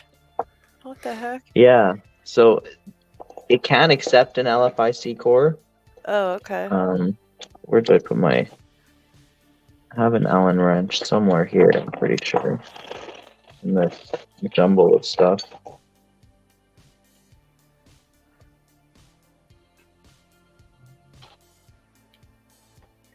I'm gonna have to send you a picture of these drawer sets that I got. Well, that I put all my stuff in. They work so good. There's like 10 drawers in it. It's not even that big. I think I was telling Jay about them, It's like 15 inches by 12 inches. And so it's not even that much space that it takes up, but it has 10 shallow drawers in it. So you can actually separate all your lock stuff without stacking it like a deep drawer where you would have to stack things, on top of each other if you're putting it in the drawer. But it's so cool because everything's like one layer of locks. I can see them all, and I have all kind of different, like I have my Euros in one and just cylinders in another, and that kind of thing. They're awesome.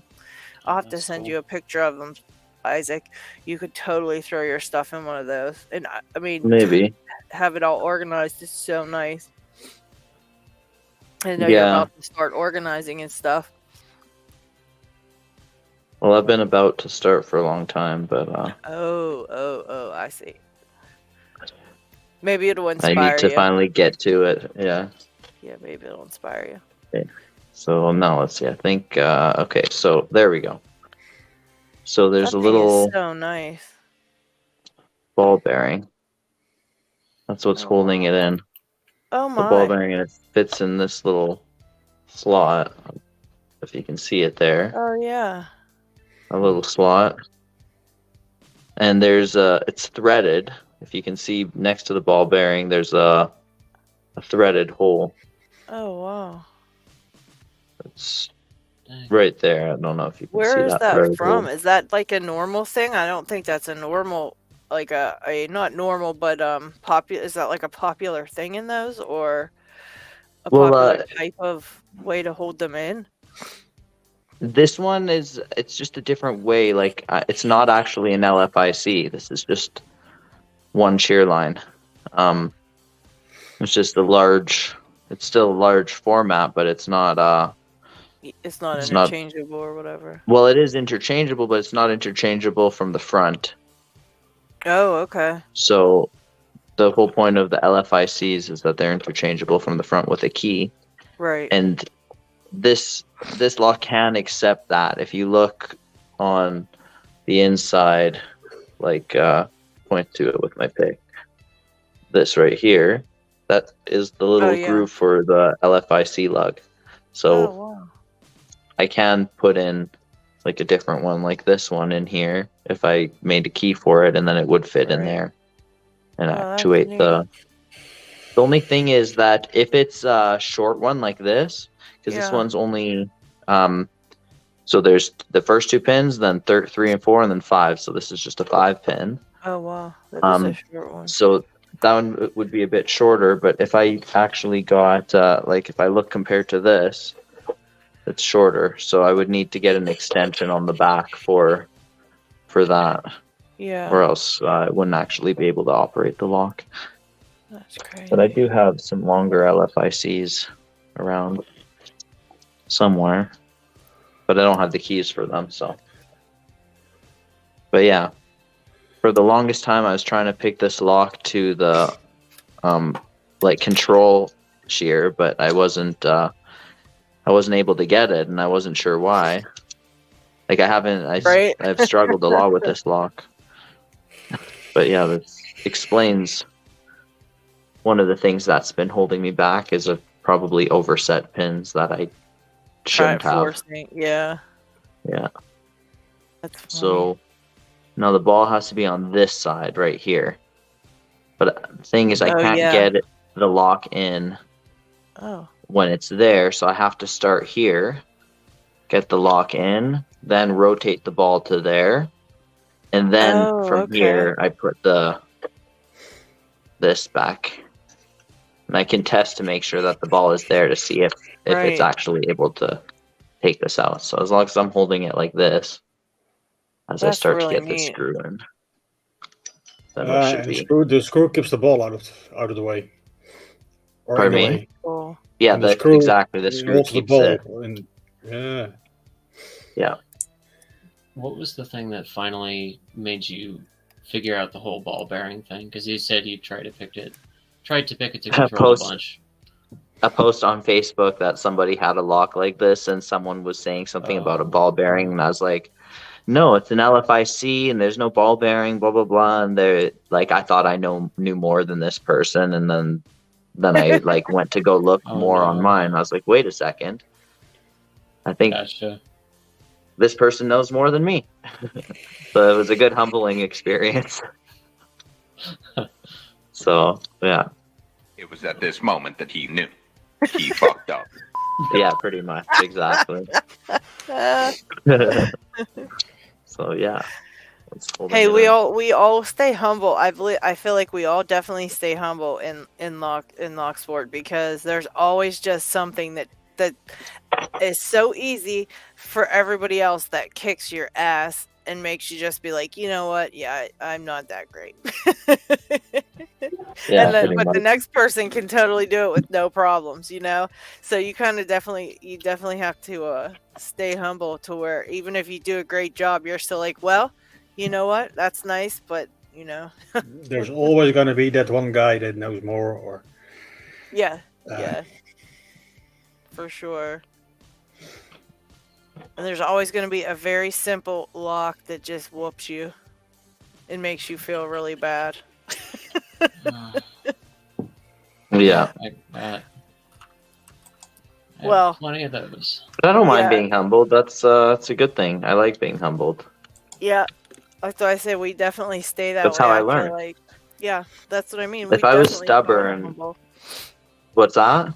I said I think we definitely all in Locksport are humble, just because we just continue to be humbled by locks, or you know, somebody else knowing something way better than you, or whatever it might be. But you definitely always remember, you know. Totally, like those types of lessons and stuff. Mm-hmm. Like, yeah, I was gonna say, if I wasn't humble about that, and I was just being stubborn and like, no, like this is an LFIC and there's no ball bearings in this or whatever, and I didn't bother to check, right, I would still be not knowing about this lock. Mm-hmm. Exactly.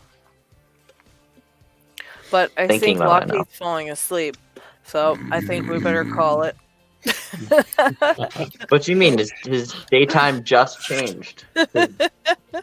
Just because the time changed doesn't mean his body clock changed. Now he's just gonna have to stay up later. Later? We're already 3.5 hours in, guys. It does not feel like that either. Sometimes I think I looked And up. the party's just getting started. Yeah, I saw we were an hour in, and I felt like we just started, and I was like, "How are we an hour in?" I think Lockheat changes the time on us and makes us think we're. It only felt like 10 minutes, and it was like a whole hour. I was like, "Holy crap!" But That's right, and we still have the after party for after this too. Lockheat's gonna kill us. Look, he's laughing. He's like, "Yeah, you sure do." Yeah, he knows he has to be a part of the after party. We can't have the after party without Locky. Look, he disappeared on us. Or he blows smoke into our faces the whole time. We hotbox the place. Well, I will go ahead and take off and eat some food here. But thank you folks so much for having me on the stream. Well, thank you for hanging out. We always enjoy it for sure. So I'm glad. Yeah, it's good to see you, Prav. I'll get you in touch with Holly. Oh, that'd be great. Yeah, absolutely. I'll reach out on Discord. But yeah, thank you so much. I really look forward to the impressioning stream, and I really appreciate that you folks keep this show going. So, much thanks, and I will see you at a later point. So, all right, we will see you hopefully next week. Sounds good. Take care, buddy.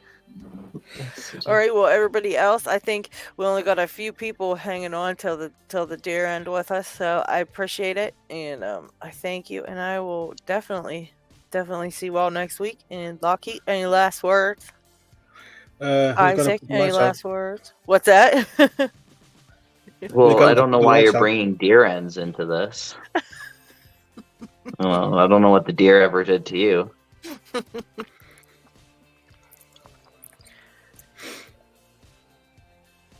They do make those nice little circular ball poos that stack up in large piles, but I don't know what that has to do with lockpicking. Comment. I don't even know. I went right over my head. Now we're talking about deer poop. Well, yeah, you were saying some people waited for the deer end. Oh. It started with Pixmix ass and it ends with a There's end. Yeah. Well, thank Full you all for circle. Sorry, hearing me out. I don't even have kids, and I'm making bad dad jokes. You're already ready for it then. But on that note, that see you guys all default next set? week. Sounds good. We'll And I see you just next picked my week. lock, I think. No, but oh yeah, I did. Okay, picked. Nice Well, job. yeah. Nice. A good way to end it. Yeah, Isaac finishes out for the win. See you guys next week. Take care, everybody. Night, guys. Take care.